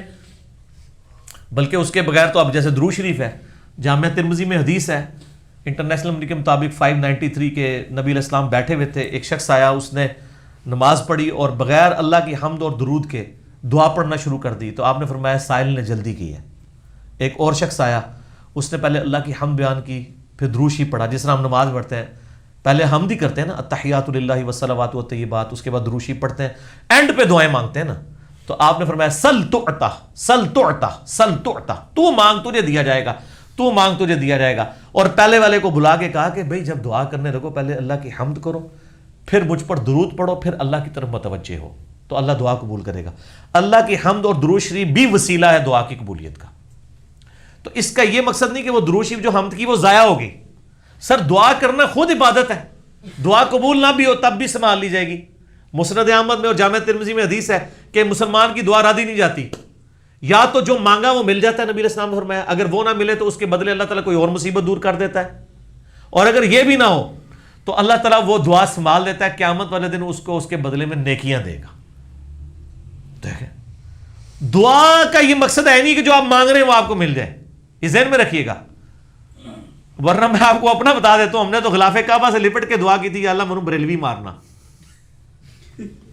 یہ نہیں کہ مسلمان مارنا. میں 2002 میں پہلی دفعہ جب عمرے کے لیے گیا، شکر ہے یا اللہ دعا قبول نہیں کی تھی. اس لیے دعا بعض اوقات قبول نہ ہو تو اس پہ بھی شکر ادا کریں. اللہ کو پتا ہے کہ کون سی دعا آپ کے حق میں بہتر ہے، کون سی. لیکن ایک دعا ایسی ہے جو آپ مانگ سکتے ہیں، اللہ مجھے مسلمان مارنا، وَلَا تَمُوتُنَّ إِلَّا وَأَنْتُمْ مُسْلِمُونَ. یہ دعا کوئی بریلوی ہے، دیوبندی ہے، اہل حدیث ہے، شیعہ ہے، کوئی بھی ہے، یہ دعا وہ کرے. یہ نہ کرے کہ جی مجھے شیعہ مارنا، مجھے سنی مارنا، نہ، مسلمان. اچھا بڑی مزے کی بات آپ کو بتاؤں، اکثر آپ وہ نا یہ دیکھتے ہوں گے کہ نا مختلف میسیجز چلتے ہیں اسلام کی حقانیت کے اوپر نا، تو وہ چاہے کوئی بریلوی بھیج رہا ہو یا کوئی دیوبندی ہو یا اہل حدیث ہو یا شیعہ ہو نا، وہ میسیج ایک طرح کا ہی ہوتا ہے کہ جی وہ ایک بندہ جو ہے وہ نیل آرم اسٹرانگ جو ہے وہ جب چاند پہ گیا تو اس نے وہاں پہ اذان کی آواز سنی تو وہ کلمہ پڑھ کے مسلمان ہو گیا. کسی نے یہ چیز دیکھی وہ مسلمان ہو گیا. اچھا میسیج آگے بھیجیں گے ان کو، اگر آپ کاؤنٹر میسیج کریں کہ کون سا مسلمان ہوا، بریلوی، دیوبندی، اہل حدیث یا شیعہ، سوال تو یہ ہے نا اصلی سے. ہوں جو ہالینڈ کا وہ جو ایکس اس پارٹی کا جو چیئرمین جس نے وہ پارٹی بنائی تھی اینٹی اسلامک، وہ مسلمان ہو گیا ہے تو ساری دنیا خوش ہے. کیوں خوش ہیں آپ تو کہتے ہیں کہ سنی کی شیعہ کے پیچھے نماز نہیں ہوتی، شیعہ کی سنی کے پیچھے نہیں ہوتی، ان کا آپس میں نکاح نہیں ہوتا، بریلوی دیوبندی اہل حدیث آپس میں نہیں ماننے کے لیے تیار ہے. آپ کس چیز کے خوش ہو رہے ہیں؟ آپ تب خوش ہوں کہ جب وہ یہ کہہ دے میں شیعہ ہو گیا، پھر شیعہ خوش ہوں. جب وہ کہتے ہیں میں سنی ہو گیا پھر سنی خوش ہوں، ابھی کن چیزوں کے اوپر آپ خوش ہیں؟ تو یا پھر مان لیں کہ ہمیں مسلمان کے ٹائٹل سے اپنے آپ کو لے کے چلنا چاہیے بجائے فرقوں کی بجائے، اور ہمیں جھوم جھوم کے کہنا چاہیے کیا، نہ میں وابی نہ میں بابی، میں ہوں مسلم علمی کتابی۔ تو مسلمان کے لانے پہ فخر محسوس کریں ہم، ٹھیک ہے، ہوا سماکم المسلمین، اس نے تمہارا نام مسلم رکھا ہے۔ حتیٰ کہ میں نے جو مسلم شریف سے حدیث بتائی ہے، اچھا حدیث بھی مسلم شریف میں، ہائے ہائے، کہ جب قرب قیامت میں بڑی جنگ ہوگی نا یہودیوں کے ساتھ، تو نبی علیہ السلام نے فرمایا کہ اگر کوئی یہودی کسی پتھر کے پیچھے بھی چھپا ہوگا نا تو میدان جنگ میں اللہ تعالیٰ کی طرف سے معجزہ ظاہر ہوگا، وہ پتھر بھی بولے گا کہ میرے پیچھے یہودی ایسے قتل کرتے، سوائے ایک درخت کے غرقد، وہ یہودیوں کا درخت ہے، وہ ان کو پناہ دے گا۔ اس پہ میرا کلپ بھی ہے، یہودیوں کا درخت غرقد، اس میں الفاظ ہیں کہ وہ پتھر اور درخت سوائے غرقد کے درخت کے بول کے کہیں گے ایھا المسلم، اے مسلم میرے پیچھے یہودی ایسے قتل کرتے۔ تو میں اس پہ کہہ رہا تھا وہ مسلم کہے گا تو تسی تو مڑ کے ویکھنا ہی نہیں، کیونکہ تسی تو نہ تو چڑھ دے ہو، اور جو تک بریلوی دیوبندی اہل حدیث سلفی شیعہ نہیں کہے گا تسی مڑ کے ویکھنا ہی نہیں ہے، تو یا پھر تسی ہو گئے ہی نہیں اس ٹائم سارے مسلم ہو چکے ہوں گے امام مہدی علیہ السلام کے دور میں۔ میرا یوٹیوب پہ کلپ بھی ہے نا، امام مہدی پہ سنی شیعہ کا اجماع ہو جائے گا، تو آپ اس سے پہلے کہ اس وقت مسلم کی صدا ہے اور آپ یہی کہتے ہیں کوئی انجینئر صاحب کی ویڈیو پیچھے چل گئی ہے، تو پھر مڑ کے نہ ویکھو سر اے نہ ہوئے تو یہودی نہ وڑ دے پڑھ کے، ٹھیک ہے، جس طرح وڑ رہے ہیں تو ٹھیک ہے۔ تو مسلم کے لانے پہ فخر محسوس کریں تو وہ مسلم کہے گا، وہ دیوبندی بریلوی، اور اگر یہ کہ نہیں ہم تو کوئی نہیں چڑھتے ہیں، ہم مسلم ہیں، کہنے کی کیا ضرورت ہے، ٹھیک ہے۔ اچھا ان سے پوچھیں بالکل ٹھیک ہے، اس کو چیک کر لیتے ہیں۔ آپ کسی بریلویوں کی مسجد میں جا کے کہیں کہ جی میں دیوبند مجمع فکر سے تعلق رکھتا ہوں، تو کہے گا ہاں جی وہ دیوبندیوں کی وہ مسجد ہے، ادھر بھی آپ جا سکتے ہیں، ادھر بھی آپ پڑھ سکتے ہیں۔ لیکن آپ کسی مسجد میں جا کے کہیں جی میں مسلم ہوں جی، تو کیا وہ آپ کو آگے سینے سے لگا لے گا؟ اور تو کتوں آ گیا نواں فرقہ، جس نام کو آپ نے گالی بنا دی ہے سر، وہ آپ کیسے کیش کروا سکتے ہیں؟ آپ بریلویوں کی مسجد میں دیوبندی کہیں، دیوبندیوں کی مسجد میں بریلوی کہیں، اہل حدیث کی مسجد میں جا کے اپنے آپ کو شیعہ کہیں، شیعہ کی مسجد میں اہل حدیث کہیں، آپ کو سارے ایکسیپٹ کریں گے کہ ہاں یہ مکتبہ فکر ہے۔ لیکن ان ساروں کی مسجدوں میں جا کے کہنا جی میں مسلم ہوں جی، وہ کہیں گے تو کتوں آ گیا نواں؟ جو اس نام سے چڑھتے ہیں، جن کے مولویوں نے ان کو اس چکر میں ڈال دیا ہوا ہے، تو وہ اپنے آپ کو کیسے فخریہ مسلم کہہ سکتے ہیں؟ لاکھ کہتے ہیں۔ آپ نے جتنی مسجدیں دیکھی ہیں ان میں کبھی لکھا ہے کہ یہ مسلمین کی مسجد ہے یا مسلم کی مسجد ہے؟ جماعت المسلمین کو چھوڑ دو، انہوں نے معاملہ لگا ہوتا ہے خارجی نے، کیونکہ وہ مسلمانوں کی تکفیر کرتے ہیں، ہم صرف اختلاف رائے کرتے ہیں، تکفیر نہیں کرتے۔ مسجد میں کیا لکھا ہوگا؟ حنفی، سنی، دیوبندی، بلکہ لکھا ہوگا اہل سنت والجماعت حنفی اور چھوٹا سا بریکٹ میں دیوبندی، پوری دم لائی ہوئے گی، اور دوسرے میں بریکٹ ہی بریلوی لکھا ہوئے گا۔ اہل حدیث کا ہوگا تو وہ لادا، اور یہ نہ بھی لکھا ہو سر اسی سنگ کے دس دینے کس فرقے کی مسجد ہے، بندہ ویک کے سنگ کے دس دینے ہیں، اتنا انہوں نے آپ کو ڈیوائیڈ کر دیا ہے۔ یعنی میں اگر آپ سے پوچھوں کہ ایک بندے نے سخت سی ٹوپی پہنی ہوئی ہے اور مونچھیں صاف کی ہوئی ہیں اور صاف ستھرے کرتا شلوار سفید کلر کا پہن کے ٹخنوں سے اوپر شلوار کی ہوئی ہے، تو وہ کیا ہوگا؟ دیوبندی تبلیغی، سمپل۔ اور ایک بندے نے اگر گرین پگڑی پہنی ہوئی ہے، ادھر ایک مسواک اور پیلی جوتیاں پہنی ہوئی ہیں، اور ایک بندے نے یا تو ننگے سارا ہے، اور یا اگر ٹوپی بھی رکھی ہے تو ادھر رکھی ہوئی ہے، سامنے پف نکالی ہوئی ہے، اور آدھی پنڈلی تک اس کی شلوار ہے، اور داڑھی کے بھی کچھ بال اس طرف ہیں کچھ اس طرف ہیں، ہاں جی، تو اہل حدیث ہے، ٹھیک ہو گیا۔ شیعہ نے بھی اپنی نشانی بنائی ہوئی ہے، چھوٹی چھوٹی داڑھی رکھی ہوئی ہوگی، جسٹ بڑی ہوئی شیپ، ٹھیک ہے، اور ننگے ساتھ نماز پڑھ رہے ہوں گے، یہ دو نشانی ہوں گی، اور سامنے ٹکی رکھی ہو تو آپ کو پتہ چل جائے گی۔ ساروں نے اپنی اپنی نشانیاں بنائی ہوئی ہے سر، سب نے بنائی ہوئی ہے، اور وہ ایک دوسرے کو دیکھ کے پہچان لیتے ہیں۔ سر اس کو چھوڑ دیں، اگر کہیں پہ لکھا ہو ایک تیر کا نشان بنا ہو اور لکھا ہو کہ درس قرآن کے لیے یہاں تشریف لے آئیں، تو کسی شیعہ کو یہ وہم بھی نہیں ہوگا کہ یہ امام بارگاہ ہوگی، کیونکہ ان کے کلچر میں آئی نہیں درس قرآن۔ اور اگر تیر لکھا ہو کہ تحقیقی مجلس جو ہے وہ یہاں پہ ہوتی ہے، ہماری یہ مجلس ہی ہوتی ہے نا مجلس، تو کسی سنی کو وہم بھی نہیں آئے گا کہ یہ ہماری ہوگی، کیونکہ وہ تو مجلس شیعہ کے ساتھ منسوب کرے بیٹھے ہوئے، ٹھیک ہے۔ اور شیعہ کو پتہ چل جائے گا اچھا یہ تو اپنی مسجد ہے، مجلس لفظ لکھا ہوا ہے، ٹھیک ہے. تو یہ سر اپنی اپنی نشانیاں ہیں. ایون اشتہاروں کے اوپر آپ دیکھ لینا, اشتہاروں سے پتہ چل جاتا ہے یا اللہ یا رسول اللہ لکھا ہو تو بریلویوں کا ہوگا, اور خالی اللہ ربنا محمد نبینا سینٹر میں یا اللہ مدد لکھا ہو تو دیوبندیوں کا ہوگا. ٹھیک ہے, شیعہ کا ہوگا تو وہ پانچ تن پاک کے نام لکھے ہوئے ہوں گے. ساروں نے اپنے اپنی نمائندگی بنائی ہوئی ہے, ٹھیک ہے, اور اب امت کو ڈیوائڈ کیا ہوا ہے. ٹھیک ہے, تو اس لیے ہم کہتے ہیں کہ آپ جو ہے وہ میں نے بتایا بھی تھا, ادھر ہمارے ایک سنی علماء کونسل کے صدر تھے, میرے استاد بھی رہے, فوت ہو چکے ہیں, اللہ تعالیٰ ان کی مغفرت کرے, عبداللطیف قادری صاحب نا. تو وہ ادھر ایک اہل حدیث چوک ہے جس کے اندر ہر سال ہمارے میلاد کے پورے جیلم کے جلوس وہاں پہ اکٹھے ہوتے ہیں اور فائنل پروگرام وہاں پہ ہوتا ہے. اس کو کہتے ہیں اہل حدیث چوک, کیونکہ وہاں اہل حدیث کی بہت بڑی مسجد ہے. تو قرارداد پیش ہوئی کہ جی اس چوک کا نام میلاد چوک رکھ دیا جائے. ساروں نے جناب ہاتھ اٹھائے جی قرارداد کے حق میں. وہ جب سپیکر سے اناؤنسمنٹ ہوتی ہے نا, آپ مسجدوں میں بھی دیکھتے ہیں ہم قرارداد پیش کرتے ہیں, دونوں ہاتھ اٹھا کے, اور تسی ہاتھ کے آپ بھی اٹھ جاؤ, کچھ بھی نہیں ہونا سر, سکوتے ڈھاکا پھر بھی ہو جانا ہے. تو اڈی طریقہ میں کچھ بھی نہیں ہونا, نہ کشمیر فتح ہونا ہے تو نہ بنگلہ دیش تو لبنا سی. ایک کہانیاں نے. اچھا, وہ عبداللطیف قادری صاحب نے ویٹو کر دیا جی, وہ چونکہ سپریم سنی علماء کونسل کے صدر تھے, تو ویٹو پاور تو آپ کو پتہ نا کتنی ہوتی ہے, پوری مخلوق ایک طرف ہو, ویٹو والا تو ایک طرف. انہوں نے ویٹو کر دیا, انہوں نے کہا جی یہ نام نہیں چینج کرنا ہم نے. پھر انہوں نے اسپیکر پہ آ کے اپنی عوام کو کہا کہ بات یہ ہے کہ دنیا میں ہزاروں میلاد چوک ہیں جن میں میلاد ہو رہا ہے, لیکن اہل حدیث چوک ہی کی ہے جسے میلاد بھی ہوتا ہے. کتنی ٹیکنیکل کہ نہ اہل حدیث چوک ہوئے گا لیکن میلاد ہوئے گا. سر ہم بھی یہی کہتے ہیں کہ سر آپ محرم کے اندر سنیوں کا کام ہے کہ وہ اپنی مسجدوں کے اندر مجالس کروائیں, فضائل اہل بیت بیان کریں, اور اس کا نام جلسہ نہ رکھیں, مجلس رکھیں, امت کا دماغ کھولیں. اور شیعہ بھی تھوڑا تھنک آؤٹ آف باکس کریں, جو مجلسیں ہوتی ہیں محرم میں ان کا نام مجلس نہ رکھیں, آپ جلسہ لکھیں اور لکھیں فضائل صحابہ و اہل بیت کانفرنس.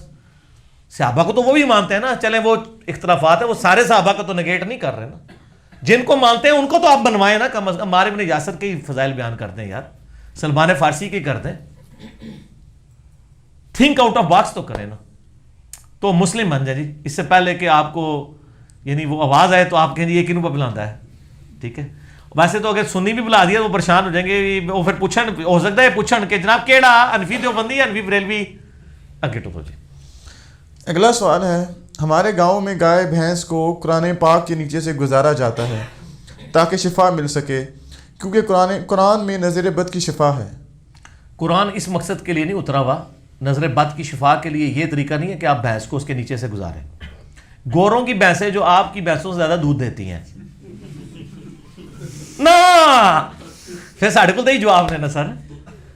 آسٹریلین گائے وہ کسی بزرگ نے بنائی ہوئی ہے, کسی مزار تے جاندی ہے, تو آڈی ساری گاواں مل کے انہیں دودھ نہیں دیندیاں, نام ہی وہ آسٹریلین گائے ہے.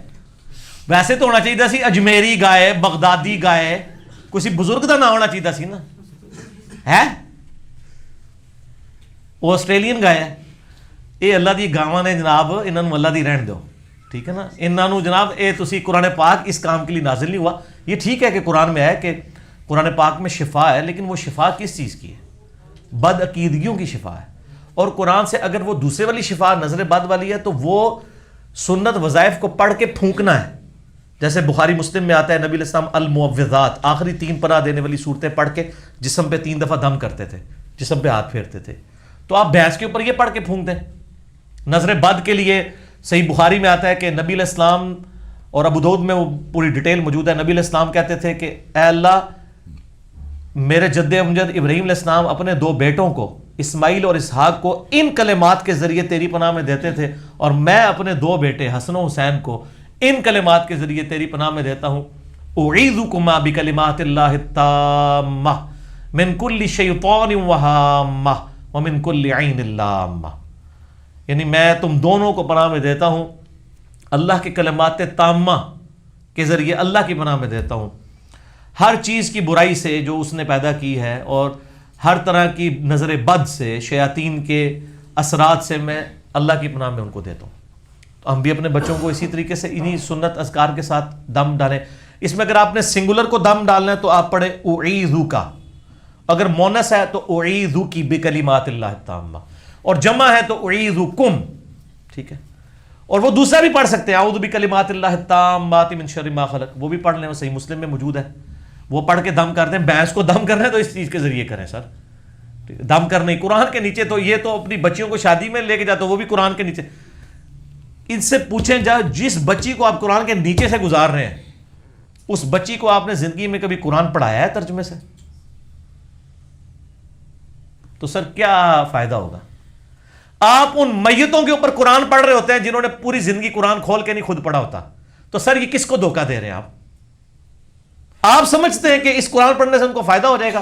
جس نے پوری زندگی خدا کو سیریس نہیں لیا اور خود قرآن کھول کے نہیں پڑھا، اس کے مرنے پہ آپ امام کعبہ کو بھی پڑھ کے وہاں پہ بٹھا کے قرآن پڑھانا شروع کر دیں، کوئی فائدہ نہیں ہوگا سر.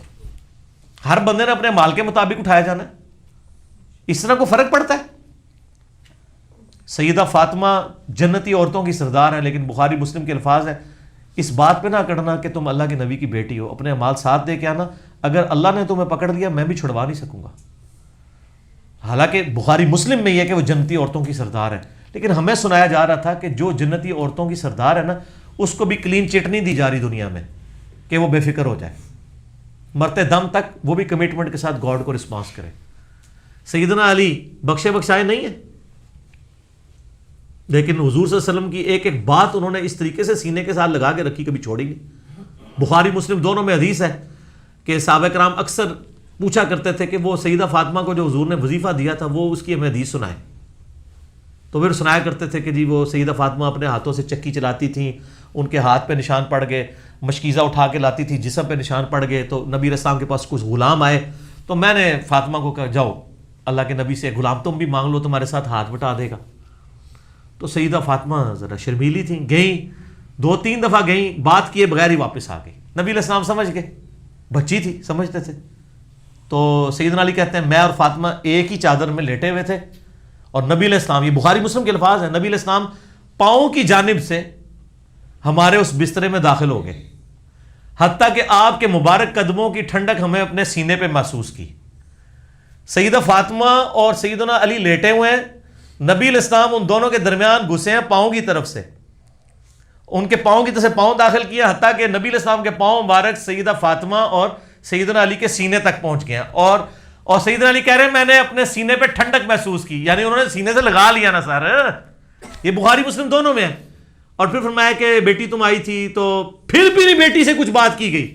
حضرت علی نے کہا کہ یا رسول اللہ میں نے بھیجا تھا ایک غلام، پوری دنیا کو دے رہے ہیں بچی کو بھی، اب فرمایا اس سے بہتر کیوں نہ دوں تمہیں وظیفہ کیا دیا، ایک اور کام ڈال دیا، ایک کام بڑھا دیا. 33 دفعہ سبحان اللہ، 33 دفعہ الحمدللہ اور 34 دفعہ اللہ اکبر رات کو بسترے پہ جاتے وقت پڑھ لیا کرو، یہ تمہارے لیے غلام سے بہتر ہوگا. سر یہ آپ آزما لیں، تھکاوٹ میں تھکاوٹ اتارنے کا اس سے بہتر وظیفہ کوئی نہیں ہے. اور یہی وظیفہ بخاری مسلم میں آیا کہ ہر فرض نماز کے بعد جو پڑھے گا سمندر کی جھاگ کے برابر بھی اس کے گناہ معاف ہو جائیں گے. 2 طرح سے آیا، ایک اس طرح سے اور دوسرا آیا 33 دفعہ سبحان اللہ، 33 دفعہ الحمدللہ، 33 دفعہ اللہ اکبر اور 100 کا عدد پورا کرنے کے لیے لا الہ الا اللہ وحدہ لا شریک لہ لہ الملک ولہ الحمد وہو علی کل شیء قدیر. اچھا بخاری مسلم کی اس حدیث جب وہ حدیث بیان کر دی نا تو وہ تابعی بڑا کوئی تیز ترار تھا، تو اس نے کہا، حضرت علی نے کہا کہ بھئی وہ دن آج کا دن میں نے یہ وظیفہ کبھی نہیں چھوڑا. ٹھیک ہے، تو اس تابعی نے کہا کہ مولا علی کیا آپ صفین کی راتوں میں بھی یہ وظیفہ کیا کرتے تھے؟ ٹھیک ہے، جنگ صفین سیدنا علی پہ ایک مشکل وقت تھا، امت کی جمعیت ٹوٹ رہی تھی، تو حضرت علی ایک ٹینشن میں بھی تھے، ظاہر ہے خلافت راشدہ کا نظام بکھر رہا تھا. تو انہوں نے کہا اللہ کی قسم میں نے صفین کی راتوں میں بھی یہ وظیفہ کبھی نہیں چھوڑا. یہ ہوتا ہے کمٹمنٹ کا لیول، یہ ہوتی ہے، اس کو کہتے ہیں دینداری، کہ اتنی ساری چیزوں میں اتنی مشکلات کے اندر بھی آپ یہاں نہیں کہ چھوٹی سی تکلیف آئی ہے تو جناب آپ فوراً ہی جناب ناراض ہو کے اللہ سے بیٹھ گئے.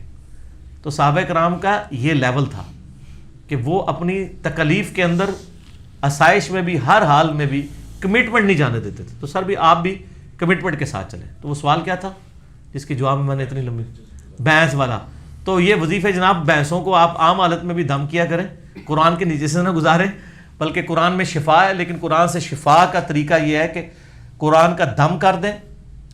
جیسے اگر کوئی قرآن میں آیت ہے کہ شہد کے اندر شفا ہے، اس کا کسی نے یہ مقصد لیا کہ شہد منہ پہ چاٹنا شروع کر دے، یوں کر کے زبان پہ ہی چاٹے گا نا. یہ شہد کی بوتل جو ہے اس کا تعویذ بنا کے گلے میں لٹکا لے. آج تک کسی نے شہد کا تعویذ دیکھا ہے؟ تو قرآن میں شہد میں شفا ہے، تو آپ کو بتایا جائے گا نہیں، شفا کا مطلب یہ نہیں ہے کہ تعویذ بنایا جائے. تو سر قرآن کی بھی شفا کا مقصد یہ نہیں ہے کہ اس کے تعویذ بنائے جائیں، اس سے شفا لینے کا طریقہ بھی بتا دیا گیا. اس پہ عمل کرنا یا اس کے جو اذکار نبی علیہ السلام نے تعلیم فرمایا ہیں وہ جسم پہ پڑھ کے پھونکنا. آخری 3 صورتیں ہیں، اس کے علاوہ جتنے وظائف ہیں تو وہ آپ یہ کام نہ کریں، یہ تو بدعت ہے. اس طرح دلہن کو اس کے نیچے سے گزارنا، ہمارے سیاسی لیڈر بھی جب وہ سیاسی کمپین پہ نکلتے ہیں تو قرآن کے نیچے سے ان کو نکال رہے ہوتے ہیں. اس طرح کرنے سے میرے بھائی کوئی فتوحات نہیں ہونی ہے، نہ کوئی فائدہ ہونا ہے. البتہ آپ ایک غلط کام کے اوپر یعنی، اور یہ ہندوانہ چیزیں نا، ہندو جو ہے وہ تیل ڈالتے تھے، انہوں نے کہا ہم بھی کوئی ایکویلنٹ کریں. ہندوؤں کے ہاں بھی درباروں پہ ڈولیاں چڑھائی جاتی ہیں، سکھوں کے ہاں بھی، یہاں بھی چڑھا رہے ہیں. تو وہ اینالوجی سیم ہی ہے، کوئی نہ کوئی انہوں نے ماڈرن فارم رکھی ہوئی ہے. غلاف کعبہ چڑھایا جاتا تھا، یہاں انہوں نے مزاروں کے اوپر غلاف چڑھانے شروع کر دیے. خانہ کعبہ کو دھویا جاتا تھا، یہاں دیکھنے مزارات کو عطر کے ساتھ دھویا جا رہا ہوتا ہے. اور ہمارے سارے پڑھے لکھے سیاسی لیڈر وہاں پہ کھڑے ہوتے ہیں. کاش یہ پی کے فلم دیکھ لیتے. وہ تو پی کے ہی چنگا ہے یار، جنہیں پوری کہانیاں کھول کے دستی ہیں ساریاں. ٹھیک ہو. آخری سوال محترم انجینئر ارشد صاحب کا ہے. اچھا جی. علی بھائی نے اپنے لیکچر میں سنن نسائی کی سجدوں میں رفع الیدین والی حدیث کو قتادہ کی تدلیس کی وجہ سے ضعیف بتایا تھا. ہاں جی. حالانکہ محدثین کا رول ہے کہ اگر شعبہ نے تدلیس والی روایت بیان کی ہو تو وہ سما پر محمول ہوتی ہے. جی میں نے اس کا جواب آلریڈی دیا ہوا ہے. ویسے جب میں نے نماز کا لیکچر ریکارڈ کروایا تھا نا 70A مکمل نماز محمدی صلی اللہ علیہ وآلہ وسلم 140 صحیح الاسناد احادیث کی روشنی میں، اس میں میں نے بتایا تھا کہ سجدوں میں رفع الیدین کرنا، اس کی جتنی مرفوع احادیث ہے نا وہ سب کی سب ضعیف ہیں. جس میں سنن نسائی کی ایک روایت ہے جسے شیخ البانی صحیح کہتے ہیں، شیخ زبیر لذیذ صاحب ضعیف کہتے ہیں، وہ یہی روایت ہے قتادہ والی. اس میں قتادہ نے ان سے روایت کیا اور قتادہ مدلس بھی ہے. اگر مدلس نہ ہو تو پھر ان والی روایت صحیح ہوتی ہے، صرف مدلس کی ان والی روایت ضعیف ہے. لیکن یہ بات صحیح ہے جو انجینئر صاحب نے کہی ہے کہ جو شعبہ ہے نا، امام شعبہ، یہ تدلیس کو بڑا برا جانتے تھے. امام شعبہ کا قول صحیح سند کے ساتھ ہے، وہ کہتے ہیں میں زنا سے بدتر تدلیس سمجھتا ہوں، اور اگر میں قتادہ سے یا آمش سے میں بیان کر رہا ہوں نا ان کے ساتھ، ان کی روایتیں ان والی میں بیان کر رہا ہوں تو وہ سما کی تصریح پہ محمول ہوں گی. میں نے جب تک سما کی تصریح نہ کروں میں ان کی ان والی روایت نہیں لیتا. تو اگر واقعی یہ امام شعبہ نے روایت کیا ہے نا قتادہ سے تو وہ ان والی روایت بھی صحیح ہوگی. لیکن مسئلہ یہ ہے کہ ہمارے پاس جو سنن نسائی کا ٹیکسٹ موجود ہے نا، اس میں یہ روایت غلطی سے لکھی گئی ہے کہ یہ شعبہ نے روایت کی ہے قتادہ سے، حالانکہ یہ شعبہ نہیں ہے، یہ سعید ہے. سعید جس طرح عربی میں لکھا جاتا ہے اور شعبہ تقریباً ملتے جلتی ہی اس کی ورڈنگ بنتی ہے، صرف نقطوں کا فرق ہے. یہ کاتب کی غلطی ہوئی ہے، اور اس کا ثبوت یہ ہے کہ سنن نسائی جو صغرا ہے، جو ہمارے پاس 5671 حدیث کا مجموعہ ہے، یہ جو کتب ستہ میں، یہ اوریجنل امام نسائی کی کتاب نہیں ہے. اوریجنل کتاب جو ہے وہ آلموسٹ 12000 حدیث پہ مشتمل سنن نسائی الکبری ہے. اس کی تلخیص یہ کی تھی ان کے شاگرد ابن السنی نے. ٹھیک ہو گیا. اور اس کی تلخیص کی ہے تو وہ اوریجنل کتاب ہے. اس اوریجنل کتاب کو دیکھیں تو اس میں وہ آپ کو مل جائے گا، وہیں پہ سعید ہی نام لکھا ہے. اور اس لیے پھر قتادہ کی تدلیس کی وجہ سے روایت ضعیف ہو جائے گی. یہ میں نے آلریڈی اس کو بیان کیا ہوا تھا. تو جب بھی آپ کو سنن نسائی کے اندر کوئی ایشو آئے تو سنن نسائی الکبری کھولیں، اس کی سند میں جو الفاظ لکھے ہوں گے وہ صحیح الفاظ ہوں گے. البتہ صحابہ کرام سے سجدوں کے درمیان رفع الیدین کرنا ثابت ہے، لہٰذا ہم اس کو جائز سمجھتے ہیں. میں خود بھی کر لیتا ہوں، ہاتھ چھوڑ کے بھی نماز پڑھ لیتا ہوں. ابن زبیر کا المصنف ابن ابی شیبہ میں موجود ہے، ہاتھ چھوڑ کے نماز پڑھتے تھے. تو سجدوں کے رفع الیدین پہ جز جو رفع الیدین امام بخاری کی کتاب ہے، اور میں نے اپنے پمفلٹ پہ بھی اس کا ریفرنس لکھا ہے 105 نمبر، کہ انس ابن مالک دونوں سجدوں کے درمیان بھی رفع الیدین کرتے تھے. اگرچہ امام بخاری نے اس کے ساتھ لکھا ہے کہ اس سے زیادہ بہتر عمل وہ ہے جو نبی علیہ السلام سے مرفوعاً ثابت ہے. انہوں نے اس عمل کو غلط نہیں کہا امام بخاری نے. اس کو جائز سمجھا ہے، لیکن امام بخاری کا موقف یہ تھا کہ سجدوں میں رفع الیدین نہ کرنا بہتر ہے، سنت طریقہ وہ ہے۔ ہمارے نزدیک یہ ہے کہ جب کوئی صحابی بھی عمل کر دینا اور دوسرا صحابی مخالفت نہ کرے تو وہ بھی سنت مانی جائے گی۔ تو سجدوں میں رفع الیدین اگر کوئی کر لیتا ہے تو بالکل جائز ہے۔ تو امام بخاری نے لکھا کہ سجدوں میں رفع الیدین انس بن مالک کرتے تھے، اور ساتھ انہوں نے لکھ دیا کہ اس سے بہتر یہ ہے کہ نہ کیا جائے، کیونکہ اکثر روایات نہ کرنے کی ہیں۔ اس سے امام بخاری نے کیا رزلٹ نکالا کہ یہ سجدوں کے درمیان کا رفع الیدین ہے۔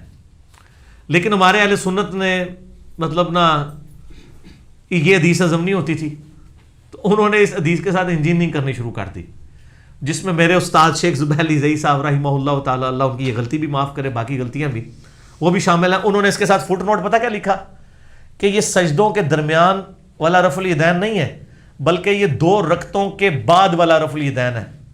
اور انہوں نے کہا یہ جو الفاظ ہے نا سجدتین، بین السجدتین، تو سجدتین سے مراد ہے رکعتین۔ اچھا یہ بات ٹھیک ہے، سجدتین سے مراد رکعتین بھی ہو جاتا ہے، لیکن وہ اپنے اسلوب میں۔ وہ کیسے؟ امام ترمذی جو ابو حمید سعدی کی 10 صحابہ والی حدیث لے کے آئے نا، اس میں الفاظ ہیں کہ اذا قام من السجدتین، جب نبی صلی اللہ علیہ وآلہ وسلم سجدتین سے کھڑے ہوتے تھے، یعنی 2 رکعتیں پڑھ کے، تو تیسری رکعت کا آغاز بھی رفع الیدین سے کرتے تھے۔ تو وہ تو الفاظ ہے اذا قام من السجدتین، 2 سجدوں سے، سجدتین 2 رکعتوں سے، سجدہ کے بعد پھر امام ترمذی 7 کمنٹس کیے، یہاں سجدتین سے مراد رکعتین ہے، یہ عرب میں دونوں طرح یہ بولا جاتا ہے۔ لیکن سر امام بخاری نے یہ نہیں لکھا، انہوں نے لکھا ہے بین السجدتین، اذا قام من السجدتین نہیں ہے، اور بینا کہتے ہیں بٹوین۔